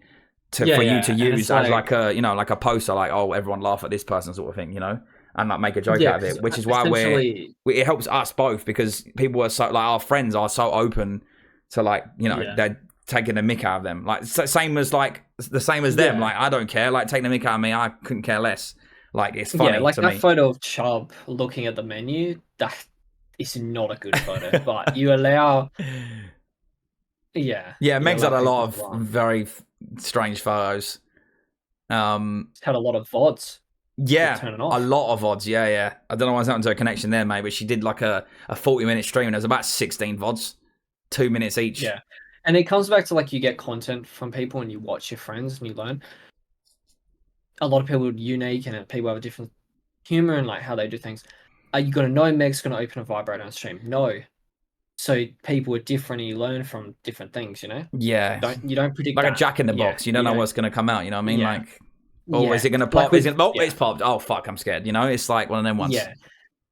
Like, if she walks away from the PC, you don't know what's coming back. Like, again, it could be the vibrator, her wearing a weird shirt, swabbing a collar. You don't know. Like, it's a lot. You get a lot of ideas from different people in the community, for sure. But yeah, no, I appreciate people being so, like, open to, like, having the mick taken out of them, especially sometimes as, like, especially if you post content as well, like, if you post it on TikTok and stuff, you know, obviously sometimes people don't want their voice in it, or they don't like the way you sort of portrayed them in like a video, for example. You know, sometimes you have to go, okay, like, I'm sorry, like, I'll delete it, or, you know, my bad, I didn't realize you would have took it that way, or whatever. Which is why I think people need to be careful with, like, when they do post stuff or do stream or do whatever, or, like, post on their socials, that, like, the person you are taking a mick out of is, like, comfortable. And I think, you know, when it's on the line of, like, should I post this? Like, is this just funny? It's like, it's all like two sort of sections, right? It's sort of like, is this funny between me and this person and my friends? Or is this funny with everyone to get involved and have a laugh of it? Like, and if it's in the middle, then people think that. I think the best example me and you could use is with that photo of Lovely looking like a pigeon, and we made that our Discord profile pictures. And you could tell we would never cross the line, especially our close friends, but even a close friend, we were like, we'll keep this in the Discord. Like, that's not going out of the Discord. Yeah. You know? Yeah. Because I feel like sometimes people with, like, their looks sometimes, for example, like, if you're taking the mick out of, like, you know, they might have something funny that they've done on their face or whatever, but, like, if they're not happy with that, the way they look, or they're just not having a good day, and then you post that, that's obviously, you know. Oh, yeah, definitely. You're going to get it. You're going to get heaps of abuse coming your way. She wasn't happy happy with that pigeon day. No, sure. She was fighting for her life in game, mate. Yeah, minus yeah. 47 or whatever it was, mate. A Us broomstick was getting frozen. GTN to change, yeah, us getting to GTN to make that is probably, yeah, that probably set her off for sure. Yeah, So sometimes, but you yeah, know, just a laugh in it, really. Just a laugh. yeah, Just a bit of banter. Okay, I think that's all the. Oh no, wait, that isn't. That isn't. This is the last one about content ideas. okay. It'd be quite short actually. How have you dealt with times when you aren't feeling creative or energetic for stream? Yeah, that's like a very short one. I think Yeah, that one yeah, doesn't need much time. As you know, like I will just not stream if I'm not, it's going to be 100%. I just won't do it. yeah, Um, and that's why I get nervous with doing the videos and stuff, or something that I did all weekend for the next week, and it can only be used that next week, or I just will not stream. Like I respect people so much, like Lace, that just have that energy. They say, I'm going to stream, I'm going to do it consistently. My friend Shrimpy, who you didn't get a chance to watch because obviously I had a little one and he had to stop streaming, but he was so consistent, had same energy every stream. I reckon I watched like 100 streams before he would never rage. Very like dad vibes. He is a dad, but like same. The only time he got annoyed is when cheating was really bad and he played solo ranked, and that was the only time out of I reckon at least 100 streams that he'd shown that he was frustrated. yeah, I just can't. That's not. I just will not stream if I'm not feeling it, and that again comes back to I couldn't do this as a full time job, and it's. I'm not essentially saying that streaming's harder than this or that's harder than streaming. I just couldn't. I don't think I'd be able to go, I have to, this is my job and I have to put this same amount of effort. I'd lose the passion for it and I'd lose the genuineness, I think, for me personally, yeah, if I'm just forcing it. yeah. I think, like I Yeah, said, that one, go on. yeah, that one's an easy question for me. That was like, obviously we've talked about a lot of different things. That one is just like, if I'm not energetic, I'm not gonna stream. I'm not gonna put people through that, and that's why I keep it at 3 hours, not because of a specific thing. Not because, oh, I've watched a YouTube video and they said, do not stream 5 hours. I always think stream as long as you want. Like, I said, there's different types of streamers. There's grinders like Tofu and Lovelier, and they are fucking hustlers. Their same energy throughout. I mean, Lovelier loses a part of her soul every 24 hour, and Tofu definitely about 7 hours in on Tokyo fighting 50 cheaters. He's a different vibe, but I works for them. They are happy with what it is, and we don't sit down with our friends and say, do you care about views? Do you care about chatters? Do you care about how the games go? But regardless of what they care about, they enjoy it and that's what they like about it. And I will never say to people, stream at 3 hours, stream 5 hours. I stream because that's how the effort you're getting from it and that's the energy I'm getting from it. And Yeah, that's a good amount for me. And I know that I just will end stream if I'm not going to be having a good time. yeah, yeah, yeah, And people say I do 3. It's because around 2.5 hours of Apex, that's me done. And that again, as much as Apex does frustrate me, I played the COD games for 3 months max, and I just would not touch it again. Played Apex for 5 years.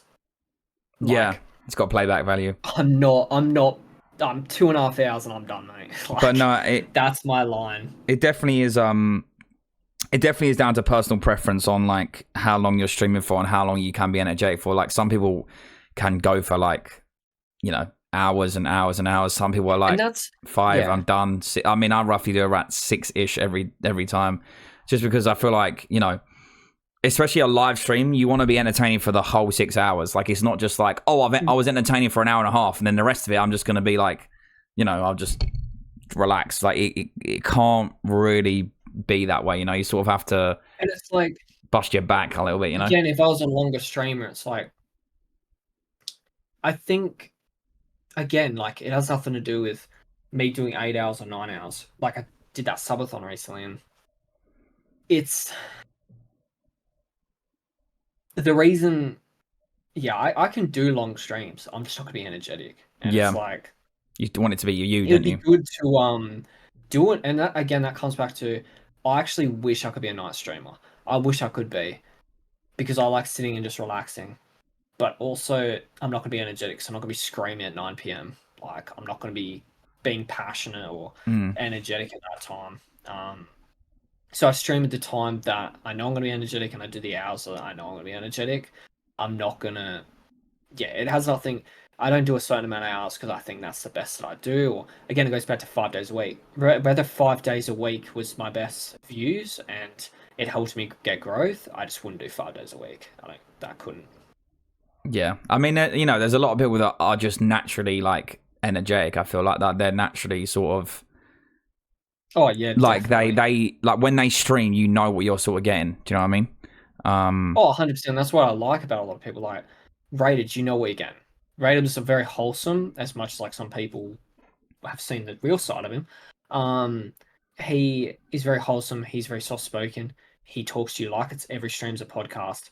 He doesn't miss any messages. You know what you're getting from him, and that's what I've always tried to put myself at. Is I want people to open that stream and they know what they're getting. It's like that friend that you don't see for 2 months, but you know what you're getting regardless. And everyone has a friend like that. That like my friend Kyle, you won't see him for 3 months, but he's gonna be the same old and he's gonna put that same effort in, and you know what you're getting. Yeah, Like, I've always wanted people to open the stream and go, "This is what I'm getting. I'm gonna get someone that's gonna roast people." He's very fucking loud, and as Deagle said earlier today, just wow. Like, but I just want to be. I want people to open the stream. They know what they're getting. Like, I'm not gonna force myself to stream. no, yeah, I feel like that's probably the worst thing. Like when you're not feeling it, is to just force yourself to stream. Yeah, and I think it's just one of those things you look at people and you envy how people do things. And like I say with Shrimpy and Lace, and yeah, Tofu, Lovelier, I envy that they have that where they can do that. Because as much as like, I'll go back to a Tofu only streams weekends, and I think it's work related, I'm not sure. But he just doesn't, it's not like, oh, he's only able to do long streams for the week. Every weekend he does it. So it's like, there would have been a weekend where he's gone, I don't want to do it. But he still does it. And he's still the same. So it's like, I think it's I just respect that so much from people that can do that. And it's just no, I'm not that person. I couldn't stream for 8 hours and pay the same amount of energy. I know yeah, for those last, like when I did my first 24 hour and I played Apex and I didn't, it was when I was on console, I didn't switch, I didn't watch anything on YouTube, I had some pizza until a 15-minute break, the rest was Apex. That last like 4 hours, I pretty much just sat in the chair like this and I just didn't move. Like, and I'm like, fuck that, I'm not doing another 24 hour. And I'm not joking. There was one game where Ren and our friend Brooke carried me and I just didn't move. I literally put my controller in auto sprint and they won.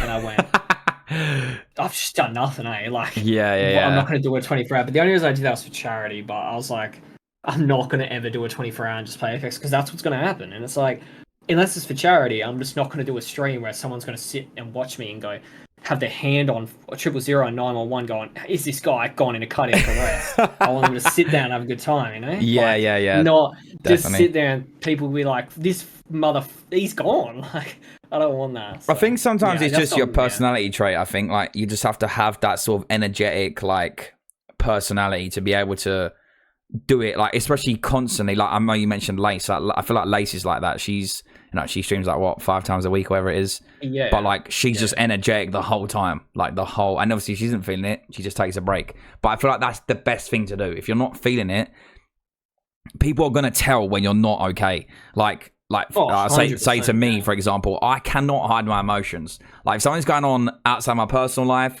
or if I've had something happen to me that's like not good, like on stream, or I've had a bad experience with someone, you can normally tell. Like my close friends anyway will normally tell when I'm not okay. Like they'll be like, "Are you alright?" Oh, yeah. And like Mate, sometimes you don't want to fucking talk about it, but you Kamos still is want to so stream. much. Yeah.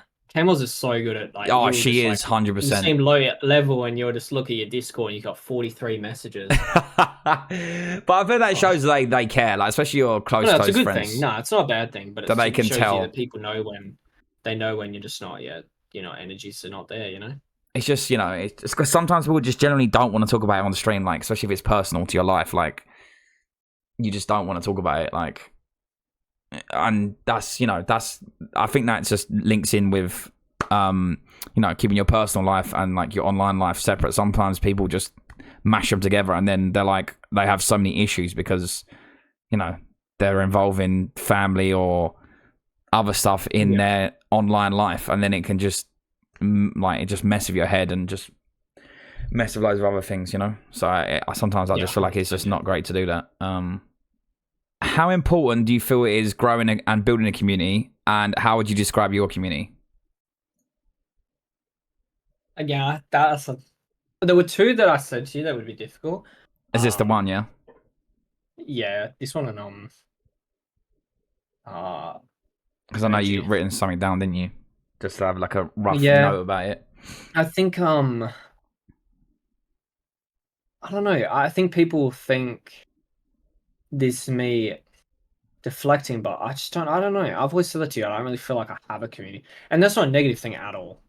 Like not even close. Like I'm not saying that I'm being depressed or anything or negative. I think we all share a community.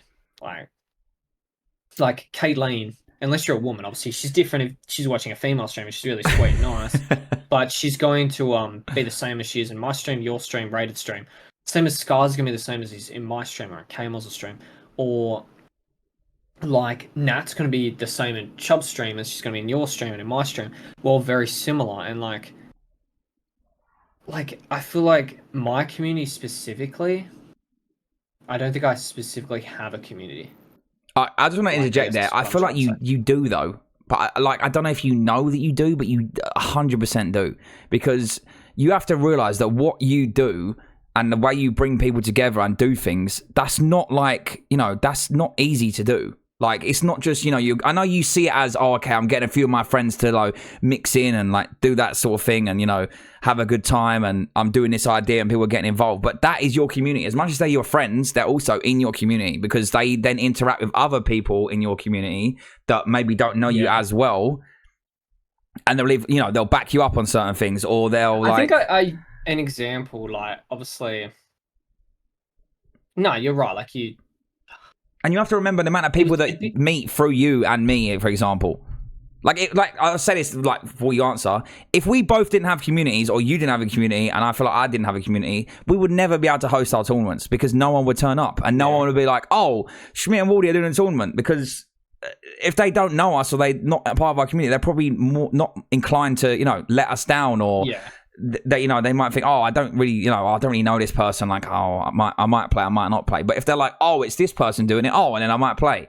I think that's when I realized that I did have like a good community, when we did that sort of stuff, because they're both like together. Like, most people know each other from both our communities. That's why I'm saying I feel like you definitely do have a community. As much as you think you don't, you do. I think I'm not, again, it's not me trying to be negative, and I guess it's like, I don't see it from my point of view. It's not a bit like, I appreciate, like I said to you, I appreciate everyone that comes to the stream and helps with ideas and that comes and chats. And it's not me saying, oh, I don't think that. I more see it like, example, let's say Scousy watches my stream and he'll make jokes and stuff, and he then watches more and he starts making friends. I won't see it as like Scousy's part of my community. It's just all a group of friends, and it's like, I don't know, maybe that, my thought process to it is definitely.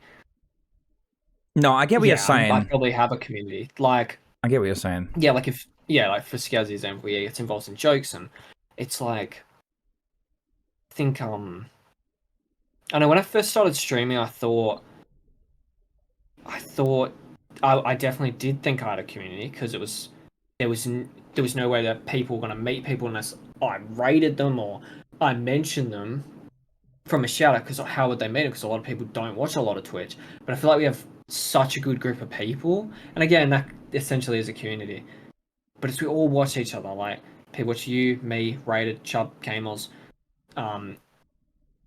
We all, even Fan now, like, we're all just one big group of streamers. It's same again with Tofu, Lovely. A lot of people from Lovely's community watch me, and it's like, I wouldn't say they're part of my community now. I don't know, it's a tough one, because I feel like it's like when I can't explain it. My thought process with it is just, I wouldn't say if someone comes in from another person's stream, just because they've been in there for a month, I would say, oh, they're part of my community now. I don't know. No, I get. No, I sort of get what you're saying to an extent, but I feel like, especially when you're meeting people, like, how do I explain it? Like, if you met someone through me, or met someone through you, and then they chill out in your stream and they chill out in both streams, that person is now part of. I know you're saying that you see it as like both our communities, but they they have to come from one or two communities, like one or either. I know ours are like very similar, and like a lot of people that watch you might watch me or vice versa, but especially when someone does come out of nowhere, or they know someone through another member in your community or whoever, they then they might not be like at the top of your community where everyone knows them, but they're still part of your community because they still watch you, they still interact with your stuff, etc. Even like, I know it's definitely something that it's hard for me to see it, because like, we'll use Crimp as an example. Crimp got involved with a lot of jokes in my stream. We put her like trigger fires. We made memes about her. Used to have so many memes about Crimp. I would never say, "Oh, Crimp's part of my community. Your friend. I become friends with her." That's why I look at it like that. Right. And okay. I'm like, well, how would you describe someone that's now in your, like, I wouldn't. How do you describe someone that's friend and then part of the community? I don't know. I know what you're saying. Like, sometimes there is like people in your community that you wouldn't like necessarily play with, or like you wouldn't say they're your friend outside of streaming. Yeah. But it works both ways with someone that is your friend that comes into your stream. Like, for example, Levy and Wheeler, they're my IRL friends. Owen, they're people that I know, I've known for years and years and years. I would say they're in our communities because they might not watch you all the time, but they might come in and say hello, or they interact when we're playing together, or that sort of thing. So that's why I feel like they are in the community as much as they're your friends, and they are outside of streaming, they are your friends as well. They are still part of your community because you meet people through other people, right? And then you can make, like you said, you make jokes out of it and stuff like that. That's how you sort of build the friendship, right? Knowing someone through, like, what I mean? Like Nat, for example. I met you through Nat, and now Nat's one of my closest friends. Like, it's just... Yeah, I'm sorry about that. I apologize to everything. No, but you know what I mean? Like, I don't know how to explain it, because it's like thrown my head off a bit. I reckon I'll explain this. Maybe it's an OCA thing, where I've told you and I've explained this to you, that people get affiliate very quickly in OCA. Because we all know each other and we support each other. And I always say they're part of the community, not my community. Right, okay. Like, yeah, I think it's an OCA thing. We all will say it's the community. Yeah. And I think a lot of people would agree with that, but I do understand what people are saying, that I probably don't understand what is my community. But with OCA, it's like a different approach, I guess. Yeah, I think OCE is like maybe not one of a kind, because I mean, I don't know. I think it is like one of a kind that I've met out of like countries, communities, because obviously like NA is massive, like EU again massive. Not everyone like interacts with each other in EU, or like UK. Not a lot of people from UK interact that much, really. Obviously OCE, everyone just supports each other. Like, they're all just together. They come as one. They just support everyone. I don't know. Yeah, I'll use Lacey as an example. I met Lacey through, it was either Millie or Nguyen. So you would say, okay, Millie's from, because a lot of them are through Burner's community, and then it's like a lot of them go to then Millie, or they'll go to Nguyen, and then Lacey's now in my stream, your stream, fan stream, Raider stream. She's just part of the community now.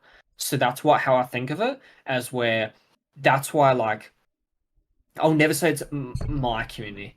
Like, it's more like, sounds like a cult, hey? It's like a cult, because I said to Lacey, make a meme out of fan, or make a meme out of Raider, because I want you to meet them because they're funny. And you get everyone involved in the community. And vice versa, the same thing happens with Rated. When I've met a lot of people from his community, I barely knew Celestial or Mew or Tox. I met Tox through Rated. I wouldn't say Tox is part of my community. He's one of my close friends. Same with Fan. A lot of people from Fan's community, like Bongy and Podge, just watch, like, all of us now. We're all part of one community. And I think that I feel like you're like that now. You're an absolute Twitch hoe. You watch everyone because you love meeting people. And I don't think there is anyone that would say, the best example is no one would say you're part of their community. You're just part of the community. Right. Okay. Yeah. No, I get where you're coming from. Like, I do get it. Like, you say the community is like, it's a whole branch. Like, you'd say, for example, you'd say the Apex community. That's what you're sort of referring to, right? That you're part of the Apex community rather than your own community. OC.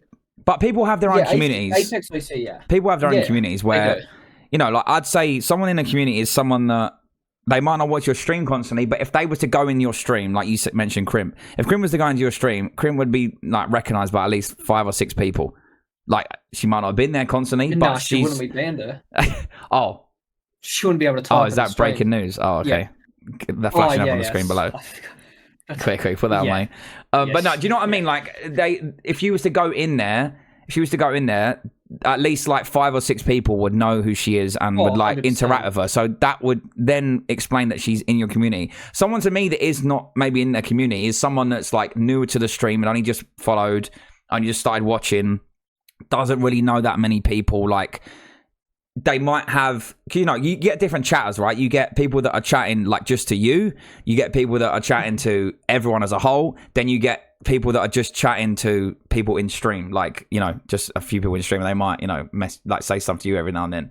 I feel like people that are like that are able to just go into a chat no matter what's going on, what's happening, and they know they can speak to like 3 or 4 people and the streamer would definitely be that they're, you know, they're in a community because they feel comfortable enough to go in and just have a chat, you know.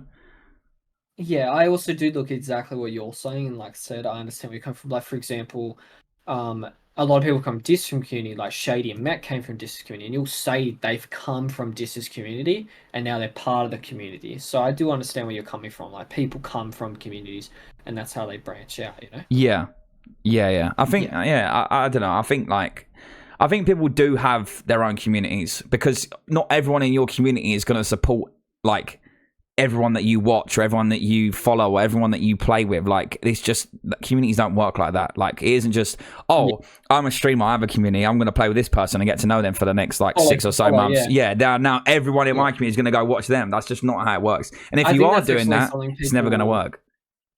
Yeah, that's actually something I'd say to people. People watch the person they're friends with, and I'll use Indo as an example. Indo has her friends. I actually love Indo. We don't get a chance to play with her much anymore. She's very relaxing, very down to earth type person, very chilled. She has a lot of close friends. Would her friend? I met Dalton through us 3 playing. Dalton is on Twitch to make friends. He's not. You're not going to raid Indo and Dalton's going to jump off his chair and go, "Oh my god, Twitch stream! I'm going to watch them." He's just going to make friends with people. You play with them. You make friends. I think people thinking that you're going to raid someone and they're going to be like, there's going to be, that community's going to go, holy fuck, I'm in there. Yeah. Fuck this guy, I'm watching that guy. Yeah. And that's what, like, you're not going to get that. You're not going to, people, if you're meeting people to meet their community, yeah, it's not going to happen. No. Yeah, you have to, that's what I'm saying, you have to be genuine. You have to be genuine. Yeah. If you're not genuine, you're going to get found out pretty quickly. Or you're like eventually lose motivation to even do it because you're like, well, I'm not really gaining anything out of that, you know? Yeah.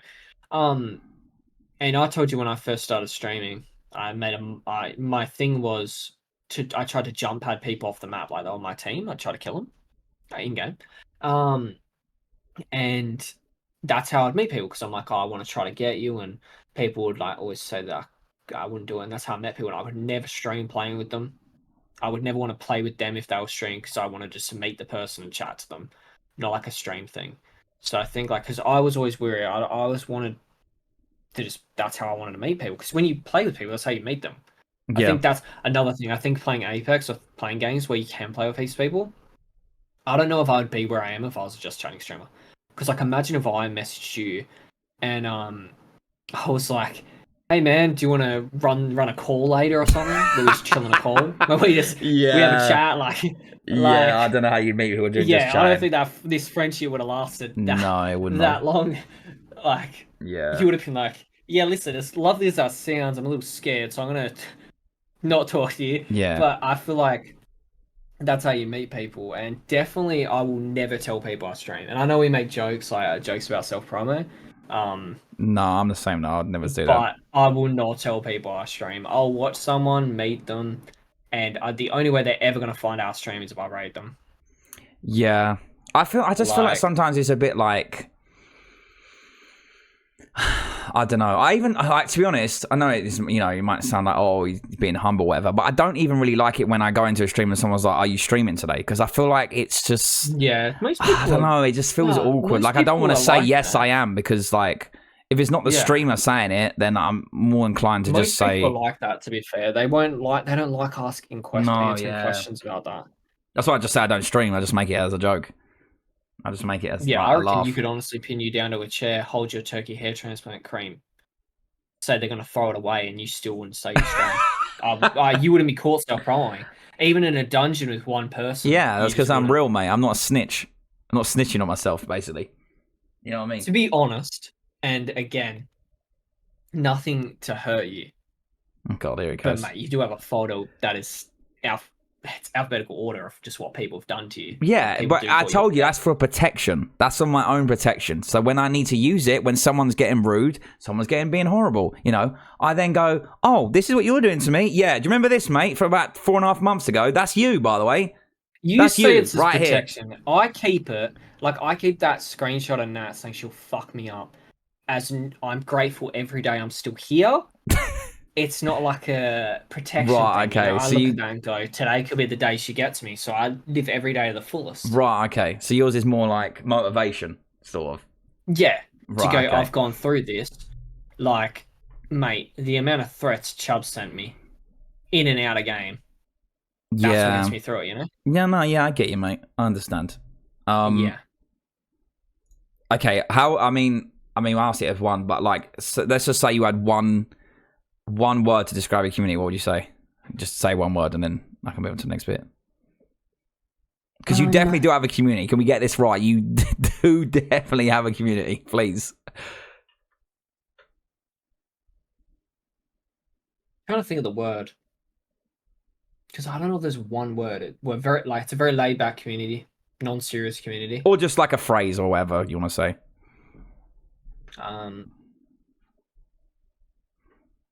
Very relaxed community. Very like it's more. It's definitely not a community that's based around gaming or like comp level, and Yeah. it's not even a community. I think it's just communities like that one's a tough one. I'd just say yeah, laid back, Laid relaxed. back, yeah. That's fair enough. Yeah, That's fair dues, mate. banter related. Banter related, yeah. I like that, mate. Good one. Okay, I think we've got like 4 more questions. Do you think your ideas and content style have benefited you and your community in a positive way? I hope in a positive way. So, like, I I'd think say, like when I go on. yeah, go. No, you go. No, I was saying, like, I mean, that's worded. I mean, it's worded not great, but I'd say more like what ideas you think have worked for you that has helped, you know, build your community up and make it that's sort what of. I was thinking. Yeah, With that yeah. question. Yeah. Um, Like for example, for me, like to help you, I'd say a tournament. Like tournaments help with Oh people yeah, meeting I each first other. thought, like, Yeah, tournaments help with meeting other people and building communities because people like are interested in like, oh, I did played in that tournament and these 2 people hosted it or this person hosted it. Oh, okay, I'll go check them out or etc. etc. You know, game I shows hope maybe. how many. Yeah, the game shows are definitely like,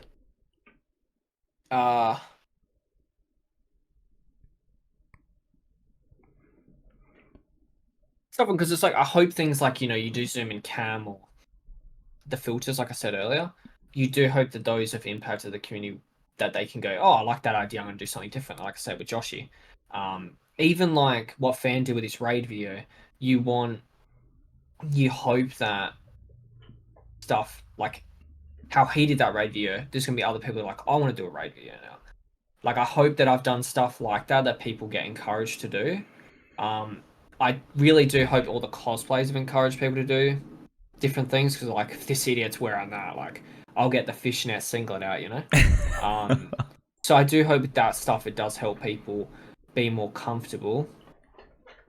I think, yeah, I do help. I do honestly hope it's like personal stuff with people I've made through Twitch, like friends that have felt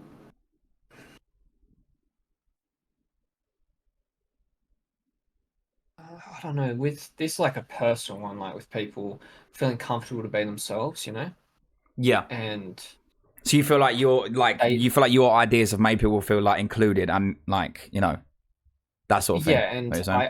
the one thing I wish, like, is I hope that people get in the community and they understand, not understand that they're made comfortable around the people that they meet in the community. That's what I really hope for. Like, I know that sounds really corny and cliche, but that people have met other people through my chat and they've made friends and then they can be comfortable.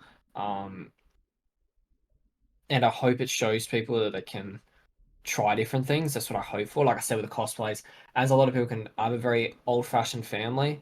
Will not ever wear the maid outfit around my dad.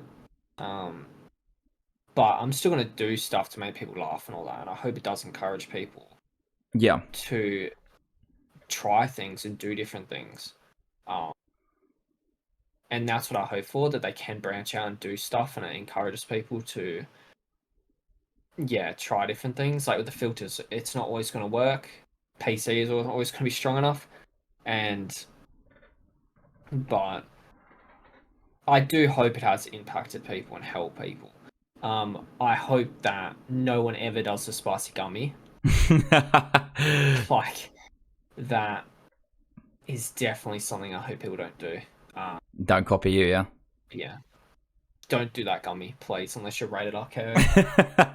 No, I think For the love of God, have three if you're rated RKO. no, I think ideas do help with communities because, you know, if you have a good idea and the Oh, community are on board with 100%. it, someone in your community could go like, oh, okay, I might use that idea but twist it in my own way. And then like Mate, subliminally yeah, you've helped like 100%. a That's lot what I more like. people. Yeah, you've helped a lot more Yeah, people than you think you would like I have. said, when I do the zoom in cam, you've then gone, I don't want to take that idea, I'm going to do 10 different cams. Or Fan, instead of doing a zoom in cam, obviously he had this before I met him, but he has the smooch cam. Like, everyone has different things. Rated, when he adds trigger files, he'll be very selective what he adds because he wants it to be unique and he wants people to be involved. And he's a malicious motherfucker and he plans his stuff. Because what he does is like, I want people to do yeehaw constantly, so they use their channel points, and then they can't use it when he does mix it up again. So there's other people that do different things for their Yeah. stream, I guess. Yeah. You sound like you're a bit But angry then you about that. have people. Nah. Oh, okay, sorry. He won't add song requests. He won't do a spicy gummy. He won't show his legs. He just does yeehaw, yeehaw, yeehaw with no cooldown, but it's fine. But yeah, and then when you have ideas that positively, I think again, I'm not trying to be humble, bro. As we've said about K Monster stream, she's a fucking relentless, mate. If she wants me to wear something stupid as a cosplayer, the Edna mode, she's tweeting that. She's putting posts out there. She's in chats like, because you know, I don't know if like K-Moz, I don't know if it's her ADHD, but it's like she'll see herself across the room and start talking to herself, and she'll have a conversation with herself in someone's Yeah. stream and go, "Wouldn't Schmit look great in Edna mode?" No one said anything. It's like no one's talking. She'll walk in and say stuff like that, and it gets people hyped because she's relentless. Like, what I like about encouraging people is I think we have a very big community now. Mm. Fan especially will make, he's just unhinged now. And I like that people understand that when we're all unhinged, we're not being serious, so we're all joking. Obviously, me and him have done things at a meetup, but it's mainly just jokes, you know? Like, Yeah. um, I feel like that allows people as a community. you can take things from different people, right? Their comedy or like their style of like banter or whatever. Like I feel like ours is like very, very similar. Like mine and yours. Yeah, Like I you'll think probably that's say what stuff that I I hope say, for. or I'll say stuff that you say. But it's because we like get along, so it makes sense. Like it's not just Yeah, like forced. Whereas sometimes I feel like some people I can take think, things yeah. from certain people and content creators and try and make it their own. But it's sort of like, to me, it feels forced. Like it feels I like think, that's not really them. They're just sort of yeah. doing that because they think that it's funny, or I don't know. But Like then you like that it helps people to actually yeah, act yeah, how yeah, they want yeah, to. yeah, Like with you, for example, that, and it's like that's what I like about our big communities. We all know that it's just jokes and it's just how we are, and we like that we can all. If you posted that police clip in Wig stream, you'd be banned permanently. Like oh if you yeah, go, I'd be you've been a done naughty for. boy, you'd be out of there, mate. You'd be Yeah, gone. I'd be done And for. it also comes back to um I've had so many people say I should post a weekly video on YouTube, and it's like that's just people wouldn't understand. That's just banner. They Yeah, just wouldn't. Like it's not. I mean, the average person would because they probably come from my channel, but I think it's just one of those things where it's like it's different. It's different. banter. I think we all have, and people wouldn't realize that I'm not actually Being like calling serious. someone a dickhead. Yeah. Yeah. Yeah. No, definitely. Okay. This is more about smaller streamers. So, like, obviously, we're both not saying we're like big streamers. We're not. We're just saying just the people that are looking to start or, oh no, maybe smaller or whatever. What tips would you give to new streamers trying to grow a community and their viewership? You said it's on like genuineness. Yeah, I mean, I can Uniqueness. start. I'd say just be genuine. Just be yourself. If you're gonna try and pretend to be someone, okay, it might work in the short term, but the long run you'll get found out and people will just stop watching you and 100%. just think that's not you. Like, especially if you go into events and stuff, if you're putting on like an act or like, you're someone completely different online 100%. And then you go to an event, someone will clock onto that. People can easily read emotions and like the way people are acting, like their mannerisms and stuff like that. People are easy to pick up on that stuff. It's not. I feel like it's not hard. Like you have to be like a decent judge of character to realize that someone is not being genuine when you meet them or that sort of thing. But that 100%. does help with people that are genuine online when you do meet them, because it validates that that person is literally the exact same online as they are in person. Yeah. And I think it's easy to say, but there's a lot of people that I've met now, and you're the same going to LAN. People are how they are. I genuinely, and it's not me, just like people are how they are. Like fan slutty in person. Rated very calm spoken. Tox is very like fuck around, find out. Kmoz just runs into trees, very silly goose. Oh, that was so good, by the way. Well, someone needs to clip that. Echo is very lovely in person, very soft spoken. Cal has this Callius, he has the same energy in person. Like he's very like so it comes back to that where it's like be genuine, be unique. Everyone has like a certain humor. And like he doesn't really stream anymore, but Inko has a very unique way of how he tells jokes and how he sets it up. Like it's similar to like how you do certain jokes where you'll kind of like how you tell it and everyone says you have a unique laugh and that makes people laugh. That whole Sims thing where you just kept laughing. Hit the point where it's like we're not laughing at the sim anymore, we're laughing because of your laugh. Yeah.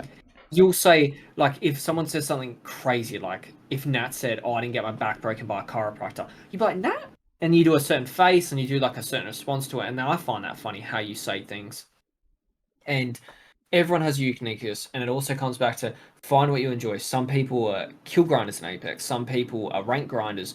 They focus on the game. That's what they want to do. If you want to be like Tofu and stream 8 hours, if you want to be like love the and stream 8 hours, or do you want to be someone that's just got heaps of jokes in your stream? Do you want to be someone that does variety?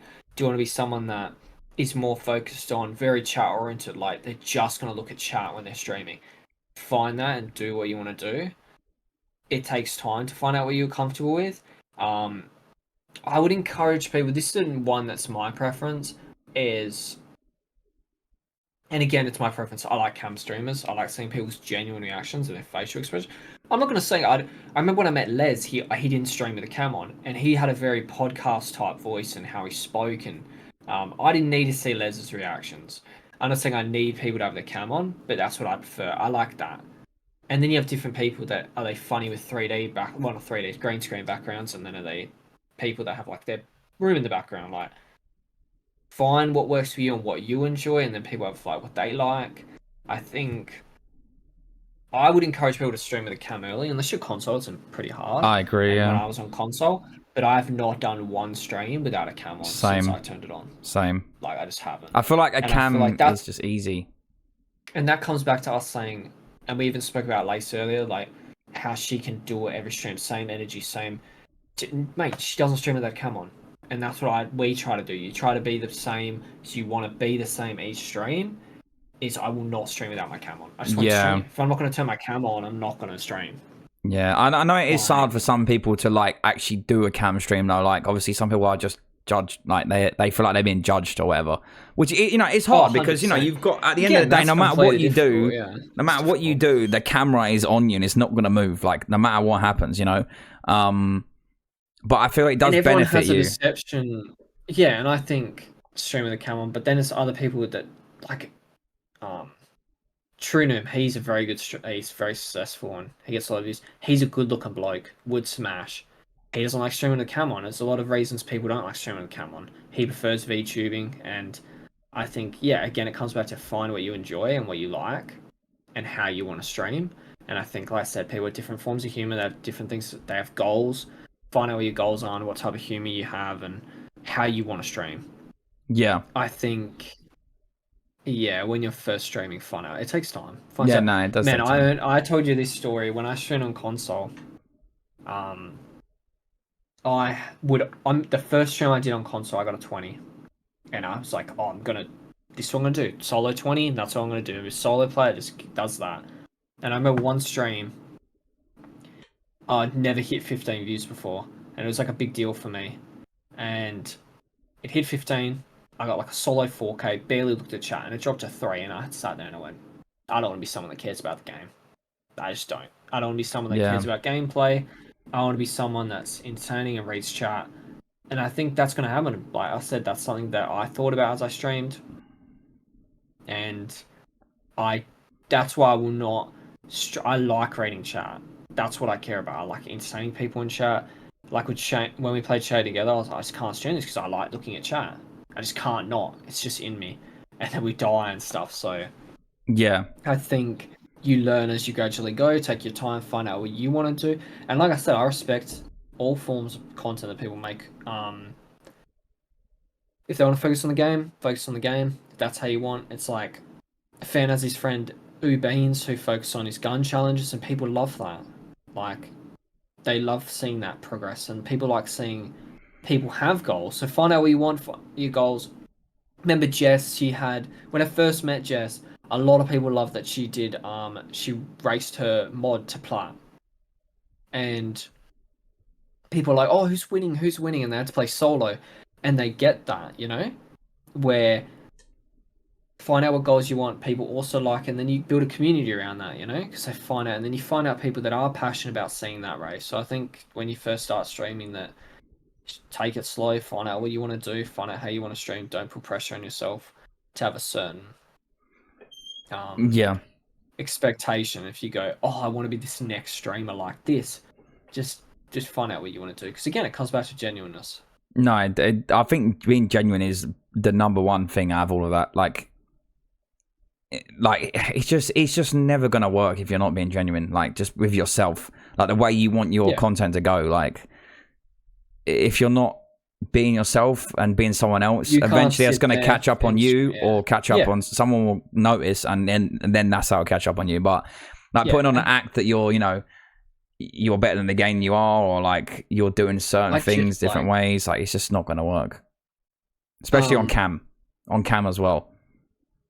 Oh, 100%. I feel like, it's hard. And you can make ideas out of just having a camera as well. Do you know what I mean? Like, just with, like you were talking about, like, Lace, for example, when you said about energetic, like, sometimes she has, like, alerts pop up on her screen for, like, certain bit amounts, or, like, certain channel redeems, or, like, whatever it is, like, just things that, like, a community have made for her, or she's made because she likes it, and then she brings it into a stream. Like, think of the amount of things that you've done, for example, where you just bring something that you find funny into your stream, and then everyone gets ahead of it. Like, for me, like saying Bosch, like people love saying that now, and like I love that. I love Big John. Big John, I love you, mate. If you're out there, please. Having a persona on stream isn't a bad thing. Having a if you're going to be someone that is like has a persona on stream, or a character, there's nothing wrong with that. Yeah, but if that's what you do it, then again, it's like, it's how you want to stream. Like, I feel like, and this might be some terrible analogy, and I always try and do these and I always end up terrible, but I feel like when you go on stream, it's like blowing up a balloon, right? So it's like your personality, but you're just expanding it and making it more like out there and like in your face a bit more. And then eventually, as the hours go on and you're streaming, the balloon eventually starts to like deflate and stuff, and then obviously when it goes to the bottom, you're done. You want to get off stream. But like, I feel like when you go on stream, you just have to sort of like not boost your personality more, but you just have to just be like a bit more like, what's the word? You just have to be a bit more than you, basically. Like you, but just not. I don't know how to explain it. But it's like you just have to sort of like pump your personality up a bit more, basically. Do you know what I mean? Yeah, I getcha. I mean, and it's also like generous. A lot of people that have met me, they would think I'm very, especially when I play with people on other streams. I don't know. I wouldn't say it's a character, but I definitely am a more calm when I'm not on stream. Like, I'm definitely the type of person that can Yeah. just sit back and I don't really have to talk and I like listening to people. So I think, yeah, it's not like we have to be. It's not like be someone else. It's just like be you, but just be a bit like more entertaining than you. I don't know. I don't know how to describe like how you would sort of. It's like, you know, when you get like a bit of energy in real life and like you're excited and you're just being silly. Like it's like that, but you have to do it on stream. Yeah. Like, obviously off stream, you're gonna be like, you know, you might be a bit more laid back and chilled, and you know, you're not gonna be as like talkative and stuff. And like that's just like your chill time. Like you can't really do that on stream. Feel like that's how you know you're genuine. You know. I don't know. I love content, and like you see so many things. Like as much as people hate TikTok, I love TikTok. Like I learned so much, and I don't know. TikTok allows you to see so many weird people.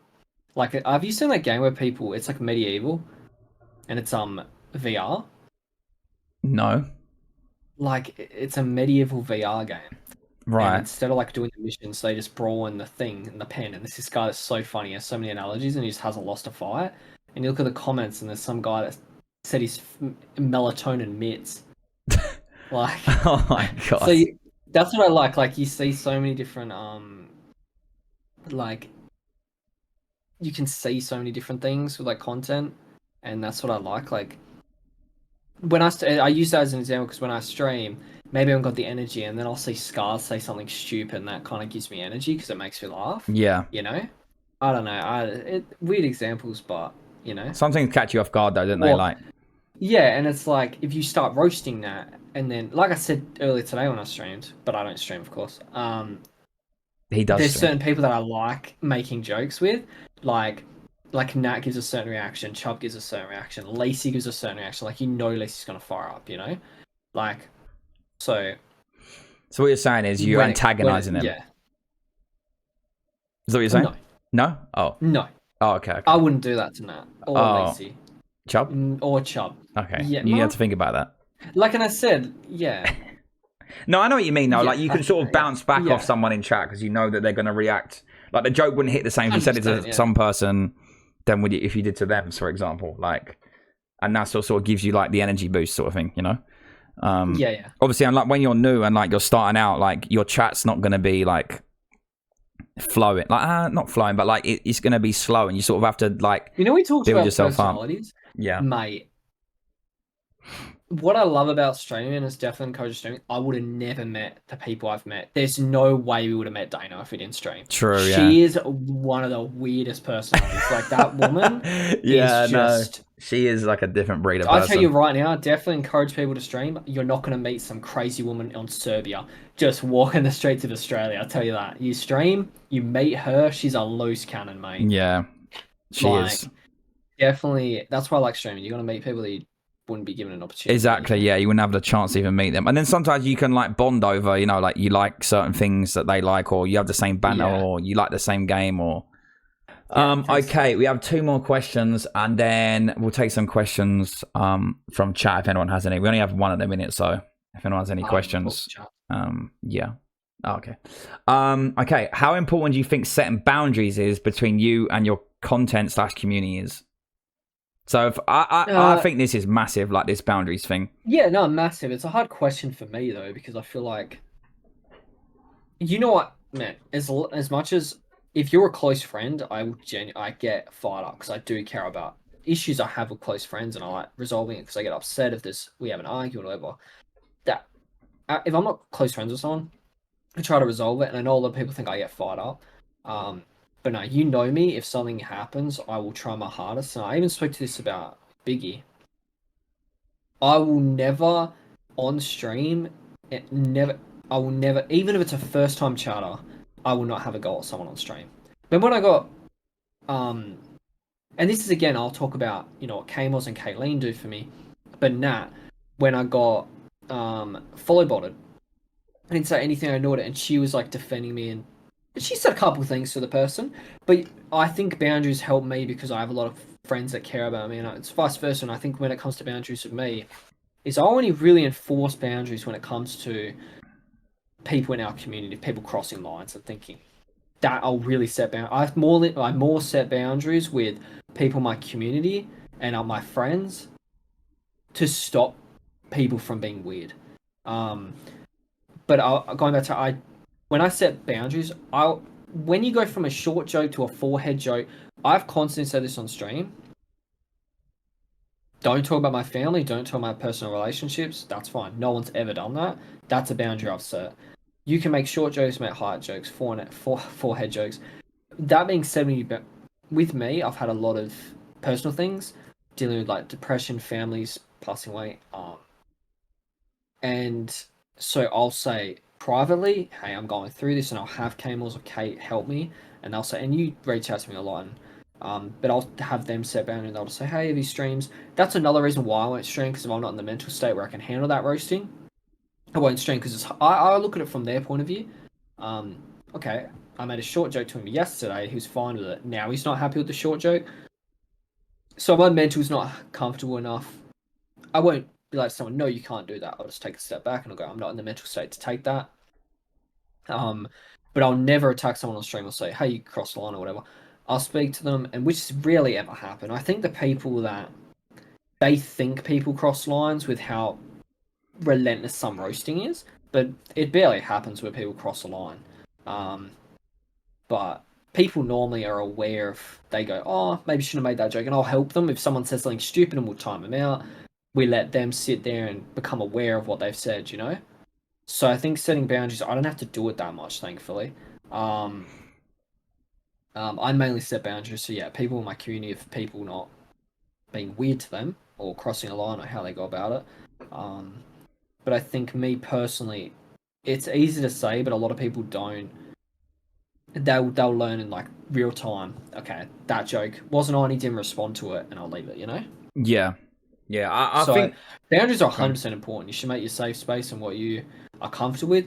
Me, it's like I have a lot of people that check on me. Like I know we've met Fan. After we talked about Fan, we talked about Bongy recently, and it's like they'll message me and like, oh, you're good, and they'll say, oh, you take a lot of roasting and all this, and it's like because they're new to the community. It's like generally people don't cross the line, but a lot of people do make sure that they don't cross the line, and they're very careful about it. And like I said, I draw the line. I say nothing about my family and nothing about my personal relationships, and it's fine. And no one does that, you know.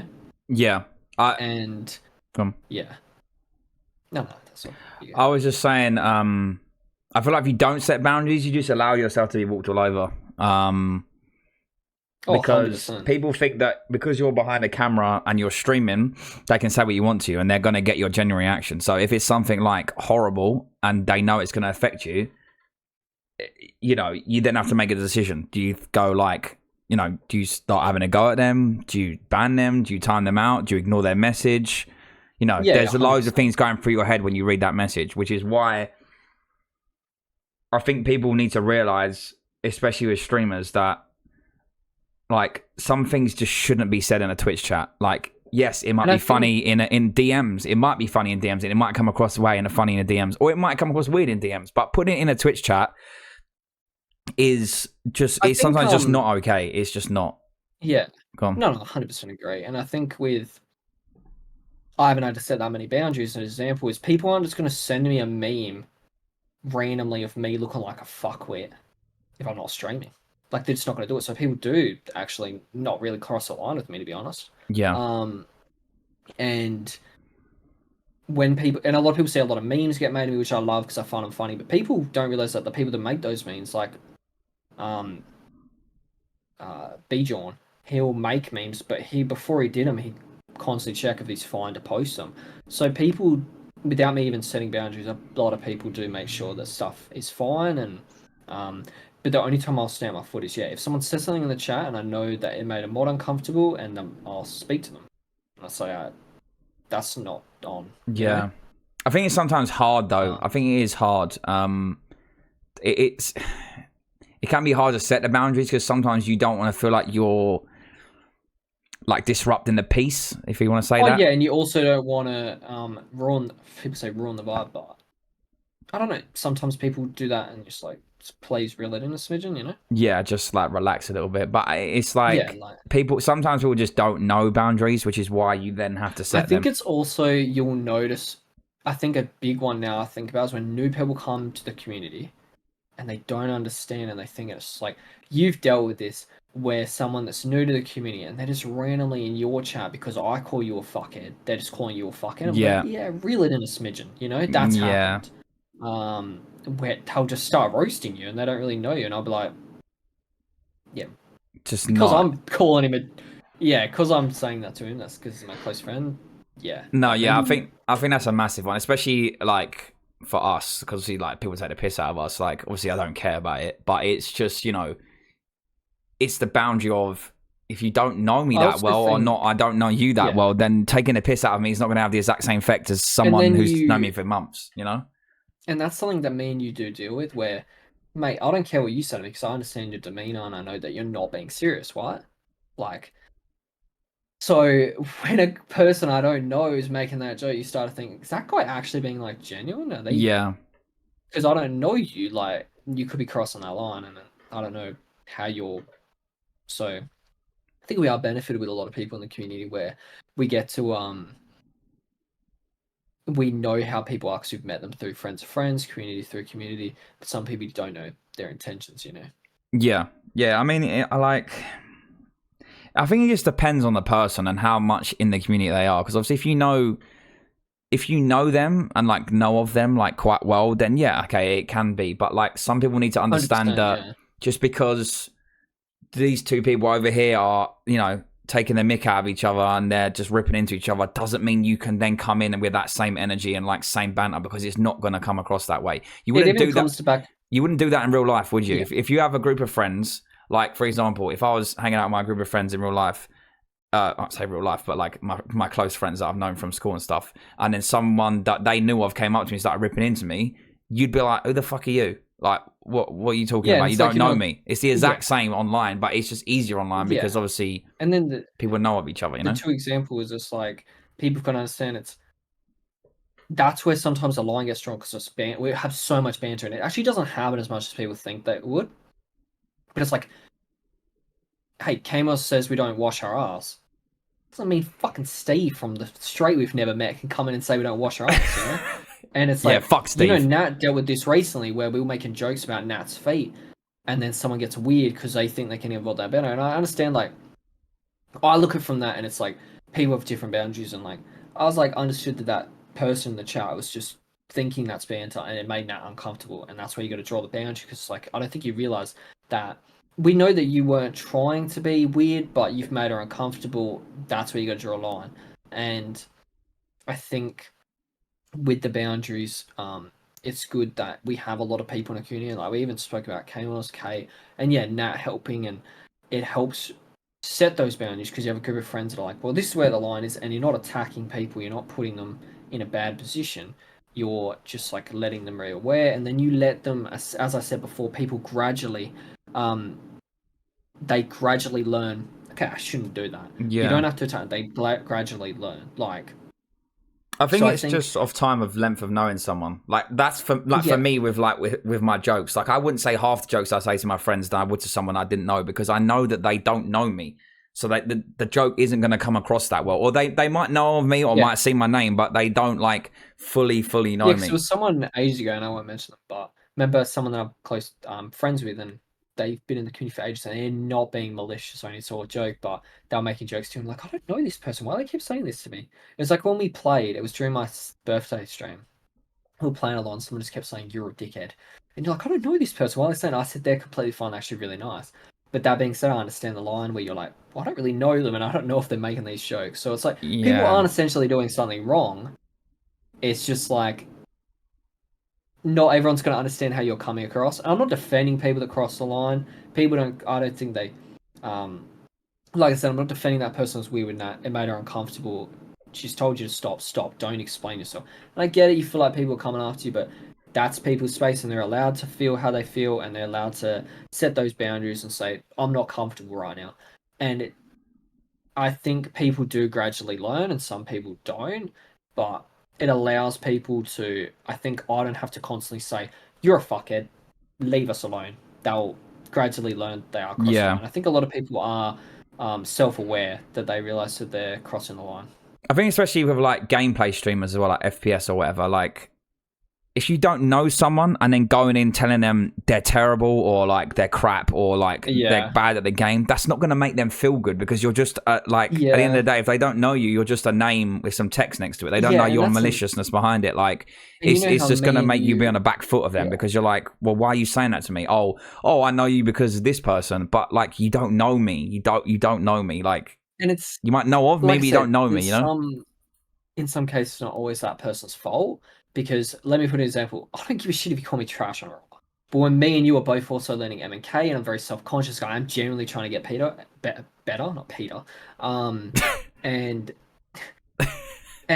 it's like I'm just trying to get better, and I know you're joking because you say the same thing when I'm on roller, but I'm genuinely trying to get better, and I'm never gonna be annoyed at that person. But it's like, yeah, sometimes I think you do need to set boundaries for certain things. And it's not, like I said, it's not always your fault or their fault. Because, like I said, with the M&K stuff, I know people are joking because they say the same thing on roller. Just like, yeah, you know?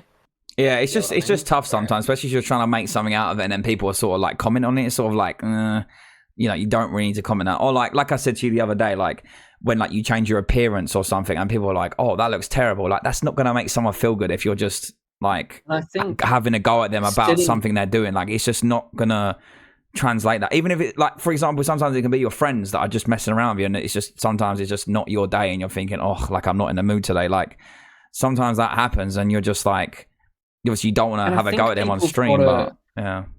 And I get it, some people open streams, and I know we said when we read chat, but like what Meg said is people don't understand that some people have very serious boundaries now with what jokes are allowed and how people can act. Because they've dealt with people where they didn't set boundaries and people cross that line. And we're close friends with a lot of people, and they were fine and they didn't have boundaries, and there people cross those boundaries and force them because they've dealt with it for so long. You know, where that person crossed the line a bit and overstepped, and they now, let's say you meet someone new and you're like, oh, they don't allow this, or they don't allow that. It's probably because they've had to deal with it, and that person's crossed, like they've had people cross the line.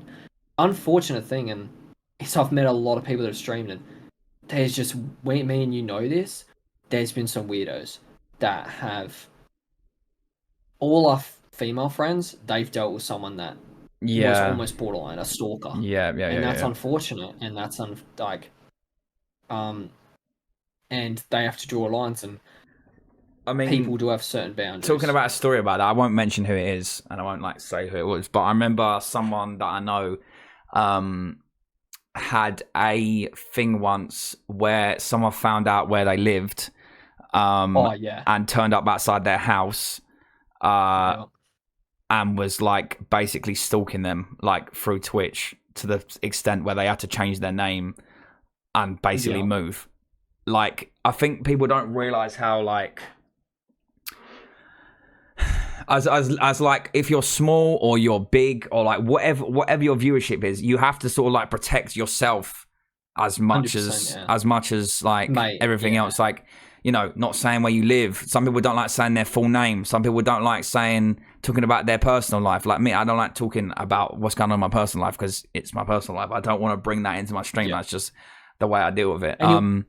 But you can't, like, that's what I'm saying. You don't, like, at the end of the day, you don't know who's watching you at any given time. So people can be hearing the things you're saying, doing the things you're, like, they can all piece things together, and then, you know, it just gets strange. And that's why boundaries are just so, like, they're like, so important, because people will cross them and think they're not doing anything wrong. And then when you snap back at them or whatever, you say back to them, they'll be like, oh, sorry, I didn't realize I was doing anything wrong. But they know they're doing something wrong, but they're just trying to push you to a point where they can go, oh, okay, well, how far can I get with this until they say something to me? Or 100%. Do you know what I mean?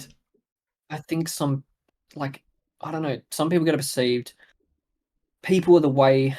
I think some people set those boundaries and they start streaming more, and then people think, "Oh, this person's got really serious boundaries." Man, that's why like some people go, "Oh, that guy's got an oiler, or she's got an oiler." They're not reacting because they're probably anxious or nervous because 9 times out of 10, someone's dealt with an oiler that is a fucking weirdo that has crossed a line that they've had to then set a boundary. Like, I thankfully haven't dealt with that. We know friends that have dealt with that.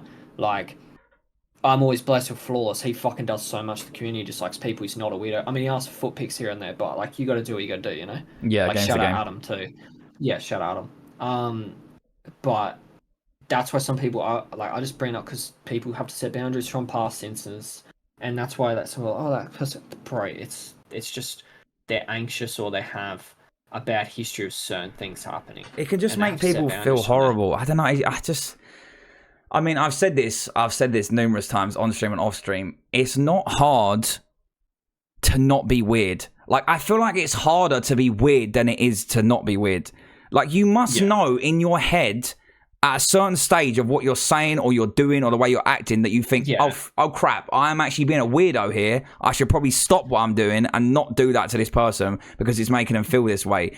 But some people just go, oh, this person's told me to stop, but I'm going to keep going. But where does that happen in your brain that you think, okay, this is still okay to do? Because it's not okay. It's not okay to be on stream and, you know, make people feel uncomfortable, whether it's a streamer, someone in stream, you know, talking about something in someone's personal life. Like, it's just not okay to do these things. Like, but people don't realize. I think people get caught up in like being online and being on Twitch, so they believe that it's like all just one thing. You know, like they can just say and do what they want in a Twitch stream, but it's like it's not. It's just not like that. Yeah, it's not like that. I like how we're both because you're talking about like setting boundaries as the stream, and I'm trying to say is so we're looking at both sides of it, where I'll go, please be understanding if someone has set boundaries and you're kind of like, they're very reserved. They have those boundaries for a reason. Please be understanding if you're a chatter that it's nothing against you. They have these boundaries because they've had past trauma or past weirdos. Yeah. And that's why they're the way they are. So it's nothing against you. But if you're initially, like with Nat, please, you're making it uncomfortable, don't say that. And then you give them the chance to reel in it. If they don't, then you've set that boundary. And it's like you said, just be self-aware, be like, I don't want to be a weirdo. Yeah, it's obviously you get them like weirdos that are like first-time chatters will just come in and say something crazy. Like, you know, you just insta-ban them.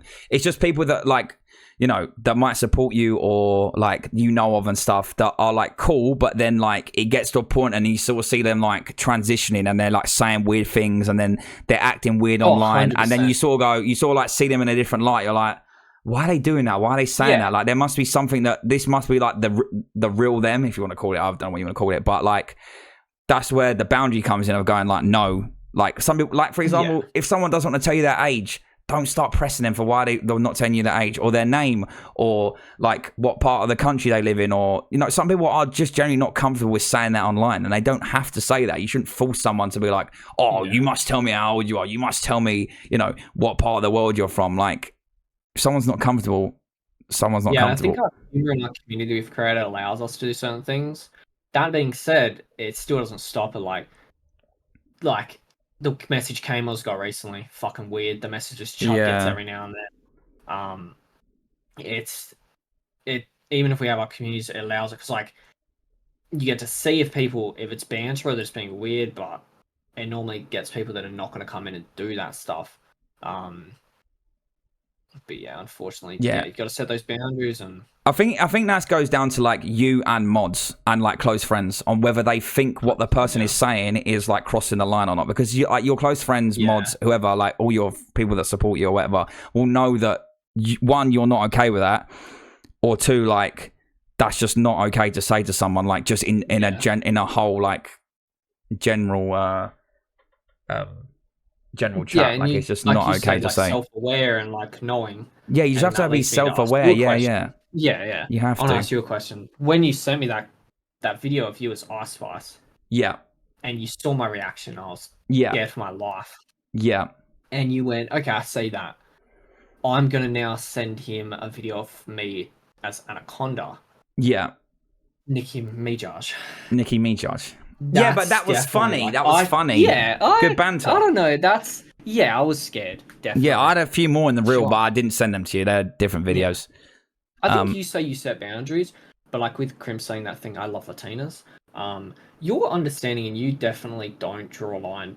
Like if it's they're saying weird stuff, they're being racist, sexist, making anyone culture, you definitely draw a line. But you also are very understanding. Like that person that was like, I watch streamers that have only got 2K. I'm VIP for 2K viewers, whatever. And you'll joke about it, and you're not going to say, "Hey, you're scaring," like you're being a fuckweirdo type thing. But you're very understanding of boundaries. Yeah, I feel like you need to give people a chance. Yeah, you need to give people a chance. 100%. Yeah, because some people think that they're coming in and that their joke is going to do really well. Maybe maybe they're involved with the joke they saw. Yeah. And it doesn't come across that way, like when they say it.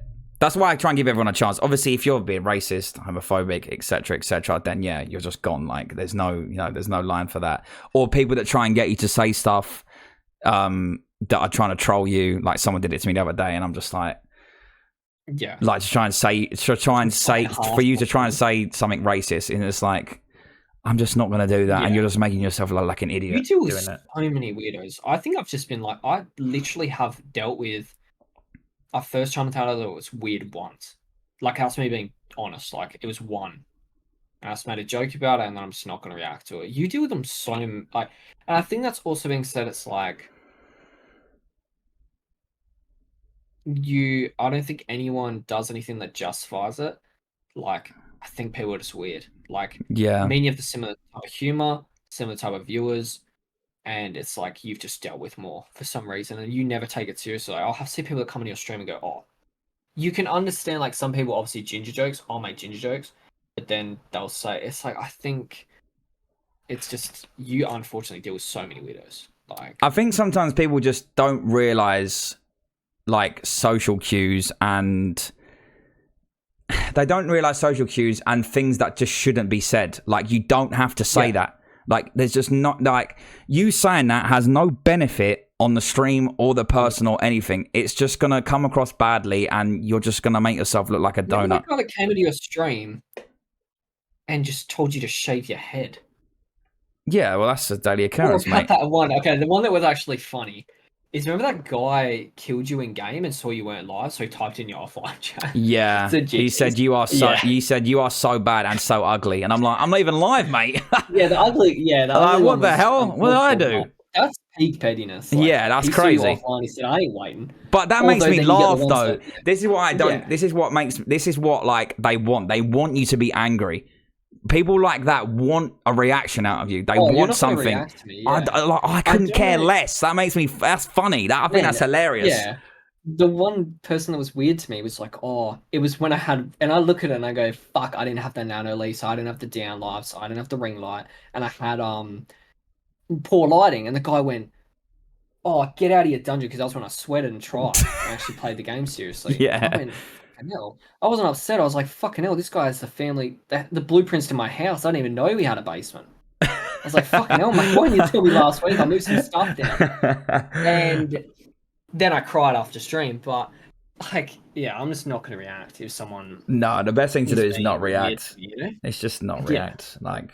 Yeah, that's what they want. That people want you to react. Like I said, and that's why we don't... I think we're very blessed with the community we've had, and I said that it helps us, because like I said, I didn't have to say anything when that person follow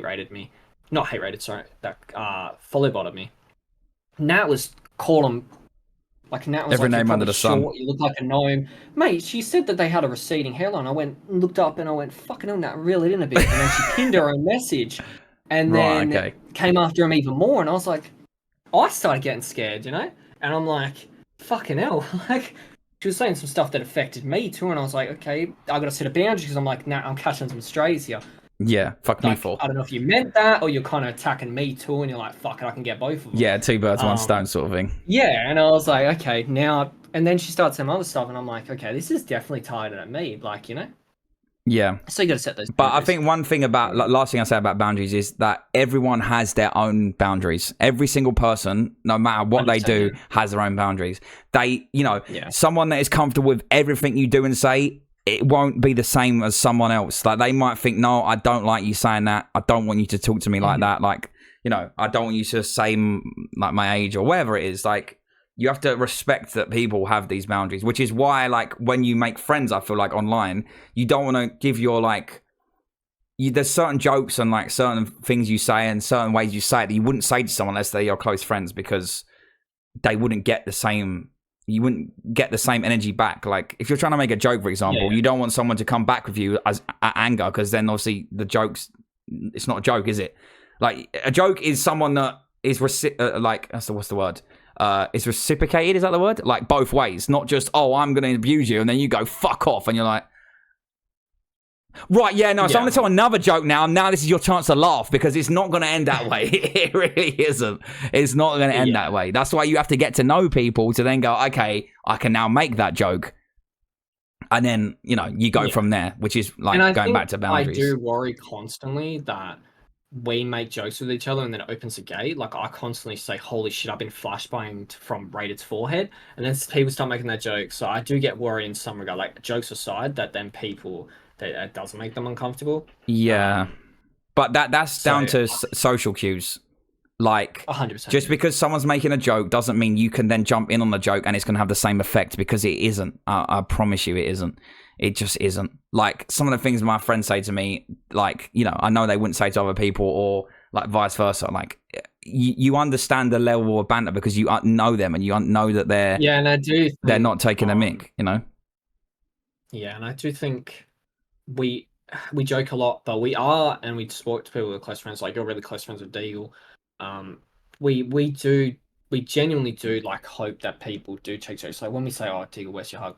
We do get worried that then people make those jokes and it then it feels like it's a lot, you know, because we'll make a joke and then 5 other people start making that joke, which we do want that, because we want everyone to be involved and all friends, but then we do get worried that might just be too much for that person, you know. But I'm not saying Deagle's taking no, seriously, but I can. Like, I mean, I'm sure he doesn't mind me saying this. Like, there's certain times where like you might make a joke, or we both might make a joke, and he didn't react to it well, and he messaged me saying like, you know, I didn't appreciate you doing that. Like, I don't like it. Yeah, that's him setting a boundary that he didn't like that. Obviously, I didn't realize I did that. And we prefer that. Yeah, exactly. Yeah, we prefer people saying like, yeah, okay, I didn't think the way you were saying that didn't come across as a joke, or like what you said, I didn't really find too funny. Then you go, okay, sorry, my bad. I didn't mean for it to come that way. Like, you know, that won't happen again, etc., etc. Like, that's just how you deal with it. But some people can't get their head around that, and they're like, well, no, I'm not going to do that. I'm just going to keep going at them, and whatever they're telling me, I don't care. I'm just going to keep drilling into with them. With Lacey, I literally am not going to make a joke about her wearing a collar if it genuinely upsets her. Yeah, exactly. That's 100%. I'm never going to make a joke about someone because I want them to laugh about that joke. When I made the Deagle Waterboy thing, I actually want him to laugh about that. I don't want to take this. It kind of comes back to my way of doing things is I don't want to upset 10 people and because it's going to make 100 people laugh. No, yeah. You want the people involved to enjoy and see the funny side of it. There's just there's just a line. There's a line of like what you can say to do between like streamer and community, or like whatever it is. Like, if you think your message or what you're saying is crossing that line, you know, you should think about what you're saying. Obviously, sometimes you might say something and you're unaware that you've crossed the line. That's fine, you know.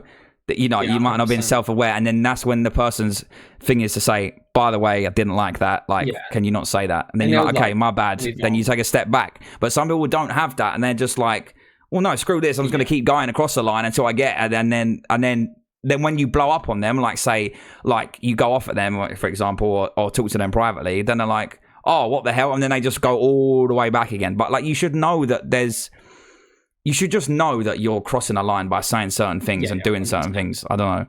Yeah.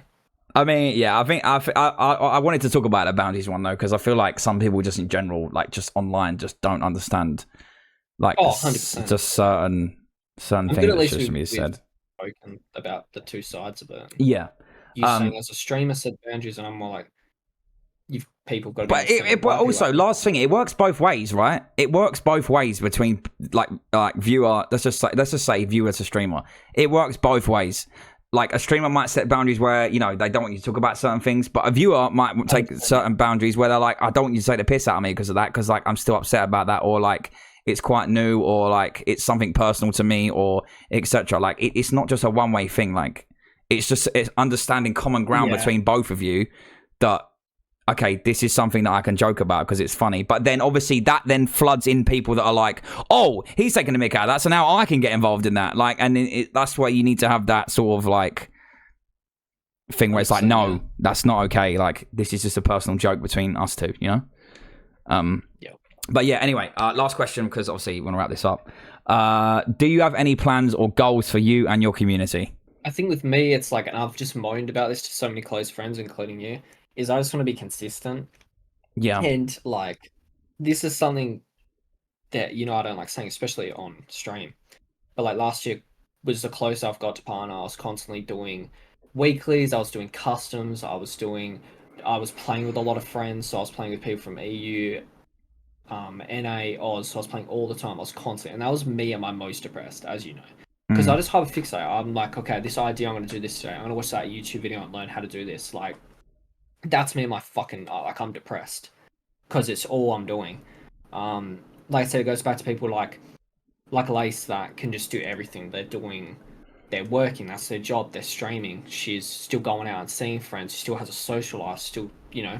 Yeah. And it's like, that's just my goal for now, is to at least do 3 days a week, still be doing stuff that I want to do with stream, and then still having a personal life where I can go out and do stuff. Like, that's mainly my goal. I think I wouldn't say getting partner was a goal for me, because I don't care like about if you get more money from or anything. It's more just like a goal for me, because it would be like, you know, I did well, or my stream did well and people entertained. So I don't think that's really a goal for me anymore, is getting partner. Right, okay. I think that's definitely changed. I had a goal of, I don't know.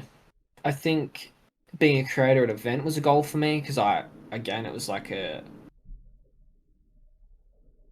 example that I'd done well. And this year I was like, I want to get sponsors, because at least like it says to me that my stream's presentable. Because, you know, I get really nervous about people looking at my stream and thinking I'm being serious with all the jokes we make and stuff. So that was why it was a goal for me. But yeah, it's mainly just consistency for me now. Yeah, that's fair. But I feel like your community would understand, like, if you weren't being consistent. Like, you just have to sort of let people... Oh, that is something that I'm actually, like, really blessed for. Yeah. I won't stream for a month and everyone's there. Their understanding, and I really do appreciate that. And I do sometimes feel like I don't want people to feel like I'm ungrateful. I do appreciate that a lot. It's just like, yeah, the consistency, and like I said, when I'm streaming constantly, I'm just depressed. It's literally all I'm doing. I'm not going for runs anymore. I'm not going to the gym. I'm not going having a social life and seeing my IRL friends and stuff. It's pretty much all I'm doing. I'm finishing work and I'm getting home and I'm creating an idea for 2 hours and then I stream. Like, yeah, no, it's hard. It's hard. Definitely juggling everything. Yeah, 100%. So you'd say like your goal would probably be like just consistent and like, I'd probably say for you, like what you're saying is like self-awareness. Like, you know that you can't do 5 now. You're just gonna go, okay, I'm just gonna stream like X, Y, and Z days, like, and that's how I'm gonna do it. Like that's just me. I can't do it. Like, it's fine. You know, not everyone has to stream constantly. Like, you get a self-aware of that stuff. It's like, as Nat knows, and you know this with me, it's like I'll plan everything, and it's like I'll have work, I'll do an edit, I'll then stream, and I'm like, I said to Nat, I'd watch FYI, and I'm just like so mentally drained. So I'm definitely getting better at being more self-aware of just like not planning heaps of things in that one moment, and just trying to slowly. That is a goal with streaming, is like slowly finding out what I can do all at once. What I can do in like 1 week. So it's like juggling loads of like, you know, just like juggling in it. Like, oh, I've got work. Yeah. Streaming, doing stuff outside of streaming. Like, eventually you're gonna eventually you're just gonna drop one of them, and then it's all gonna fall to pieces. But yeah, I think that's all the questions we have. I don't know if chat have any questions. I've got one here from Sleep. It's like 3 questions in one, and it's for both of us. How did you two meet? And when was meeting each other a good thing? I'll answer that question. No. And did it help each other grow? And try making different or similar content? Oh, you would definitely have a certain sense of humor. Yeah, 100%. And that definitely has helped each other. Like, no, definitely. As much as like, we joke you're one of the most genuine people in the community, and a lot of people like know that. You definitely just want friends. You and Kamos are very similar. Both just full on, constantly messaging. You'll wake up and you're the same. Like, you both just need to be medicated, honestly. Yeah, I think I might have ADHD. I'm not gonna lie. Yeah, no, there's no maybe about it. Oh, okay. Like, I'm literally saving you money for the test. Like, you're diagnosed. Oh, okay. Cheers, mate. 100%, mate. Thanks. Get on the meds. Like, Lex got the bonus. Get her to get at least 2 years worth. You know. But I think, yeah, it's definitely, we have the similar type of content, and we learn from each other. And how do we meet? We met through Piku. Yeah. So a good friend of ours when I first started Piku. Met through yeah. I think it's crazy we met through her because she's Russian, and Russians scare me. Not even gonna lie. Yeah, she's actually one of the most scary. calm people. Yeah, she is. Yeah, she scares me, mate. Wholesome. Remember that day she dropped a fork in her foot, and she was like, "Yeah, classic Tuesday." Yeah. Just walking around. Oh, accidentally dropped a fork on my foot. Yeah. I know 5 people that be telling that story for 5 years. Yeah, man. They'd like be showing the dents. Like, Tuesday. They get a tattoo on their leg. Like, oh, this is when I dropped the fork on me. This is the date. This is the time. Remember when Kayla's got a tattoo and she was really drunk and she was saying also it wasn't permanent, but not explaining it well? Yeah. It's like, oh, I'd rub off. But she's like, it's not permanent. I'm like, that's the definition of a tattoo. Yeah, that's what a tattoo is, mate. Yeah, it's ink under your skin. Like, hello. She's like, nah, it rubs off. Yeah. What? I was like, that's kind of what a tattoo is, mate. Like, sort of shower Lace and Kamo's got, mate. Like some like anti-tattoo shower or something. Oh, hold on. I just got loads of tattoos there. I was going to go jump in the shower quickly. No worries. That's what I love about her. She's she just, like I said, she just raw dogs life, mate. She's the type of person to get a forehead tattoo and just keep going. So yeah, how did you two meet? We met through Piku. Was meeting each other a good thing? Yeah, definitely. And did it help each other grow? Yeah. But like for both of us, it wasn't more like, oh, we're gonna start becoming friends because we think both our streams can do well from this. It was like we just got along so well that like you just naturally, people just I guess gravitate towards that. I don't know the best way to explain it, but but also I don't know, like sleep that back end of the question about similar content. I mean, like we've done, we've played It Takes Two together. We've played Chain together. Obviously we play Apex every now and then. But I feel like we could play like most things. And like it would be like the same. No. I think we have a similar humor. Different like I said, it goes back to like how people their humor is. Like you just, mate, I wouldn't know right now if you're going to get up and start shaking your ass because you probably would do that. Like your facial expressions, grabbing a pillow and screaming into it. I think it's like we're different content, but we have very similar sense of humor, and I think that's why we got along straight away. Yeah, but yeah, we're definitely 100%. 100%. CB asks, does streaming have an effect on your mental health, and how do you handle it? So that's for both of us, I guess. Do you want me to answer first, or you go? Yeah. Does streaming affect your mental health? 1 billion%, yes. Without a shadow of a doubt, it does. Whether that's, like thinking about what you're doing when you're coming on the stream, or what you're doing off stream, or like how someone spoke to you in a stream, or like how someone spoke to you online. Like I feel that's more just being online rather than being like streaming. Like just because obviously when you're streaming, being online sort of wraps in with that as well, like networking it, that sort of thing. So I'd say more being online can affect your mental health. Yeah, like being in different streams, then going back to streaming, then having certain people say certain things to you, or you're not having a best of day and you have to sort of like come on stream and act like nothing's wrong, or you need to start thinking of other ideas you want to do, or you feel like sometimes your content's stale and you're like, why are people even watching me? You start getting in your own head. You're like, oh, my viewership's down, or there's so many different things that like affect you. How I handle it is exercise. So like I make sure I walk every day now, or go for a run. So I try and walk. I try and do like 10,000 steps a day, just so I'm not on my PC as much. I try and not be in streams constantly. I know that's like networking, but like for me, it was just getting too much. Like I felt like I was just, I mean, I am in streams a lot, nowhere near as much as I used to be, but mate, your messages on the Twitch recap were unreal. Yeah, I know. But you were like top 1%. Yeah, for me, like doing stuff outside of like streaming, like also just away from my PC as well, like just away from it, like whether that's going to do something with Lex, like like I said, going out for a walk or a run, going to see my friends, like whatever it is, like something that's just not being online and being in like online space. Because I mean, this might sound like cringe and like cliche or whatever, but like, you know, you might know me as Waldy, but I am actually I am Jake as well. So like, you know, I try and separate the two rather than it being like, oh, you now know everything about me, like, you know, my whole life, what I'm doing, where I'm going, where I live, like, you know, when I was born, where I was born. So I try and like take part of that out of, you know, being online and like have my own life outside of it. Because people like, you know, well, Nat was saying, like, people were easy to judge you, and it's easy to just say something about someone on a screen because, you know, or whatever, like I can just type that message and then I go, okay, I don't care what they have to say, you know. Yeah, and there's people that will meet you and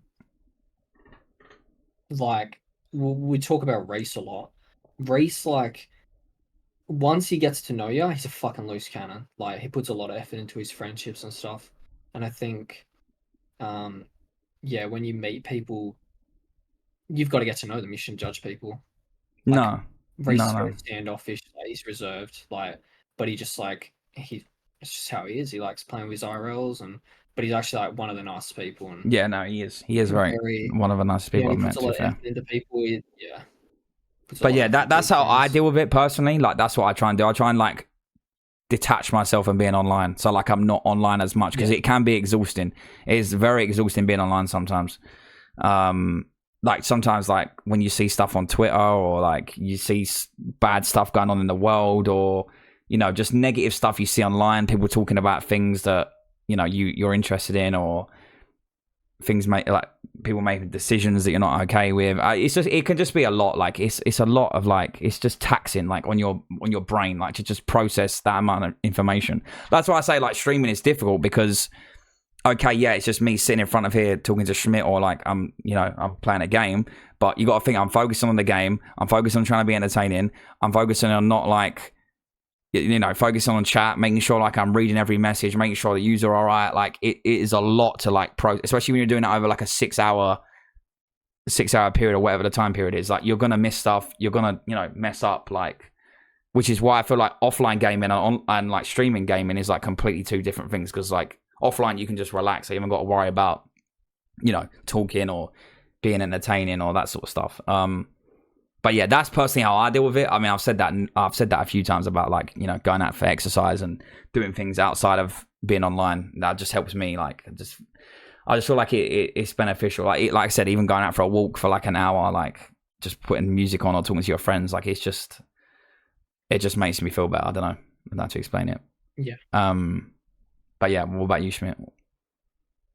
I think like it affects my mental just because of myself. Because you know, I won't stream unless I have something that I've got or I've done. And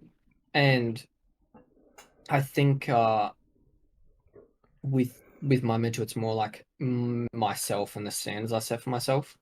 And then that plays a toll, because I'm like, I don't want to stream unless I have an idea, which I don't have to. I can just chill. But I think it's like, it affects my mental because I set a standard for myself, and then I get annoyed if I'm not reaching that. Because like, if I haven't streamed in a month, I start getting really negative on myself.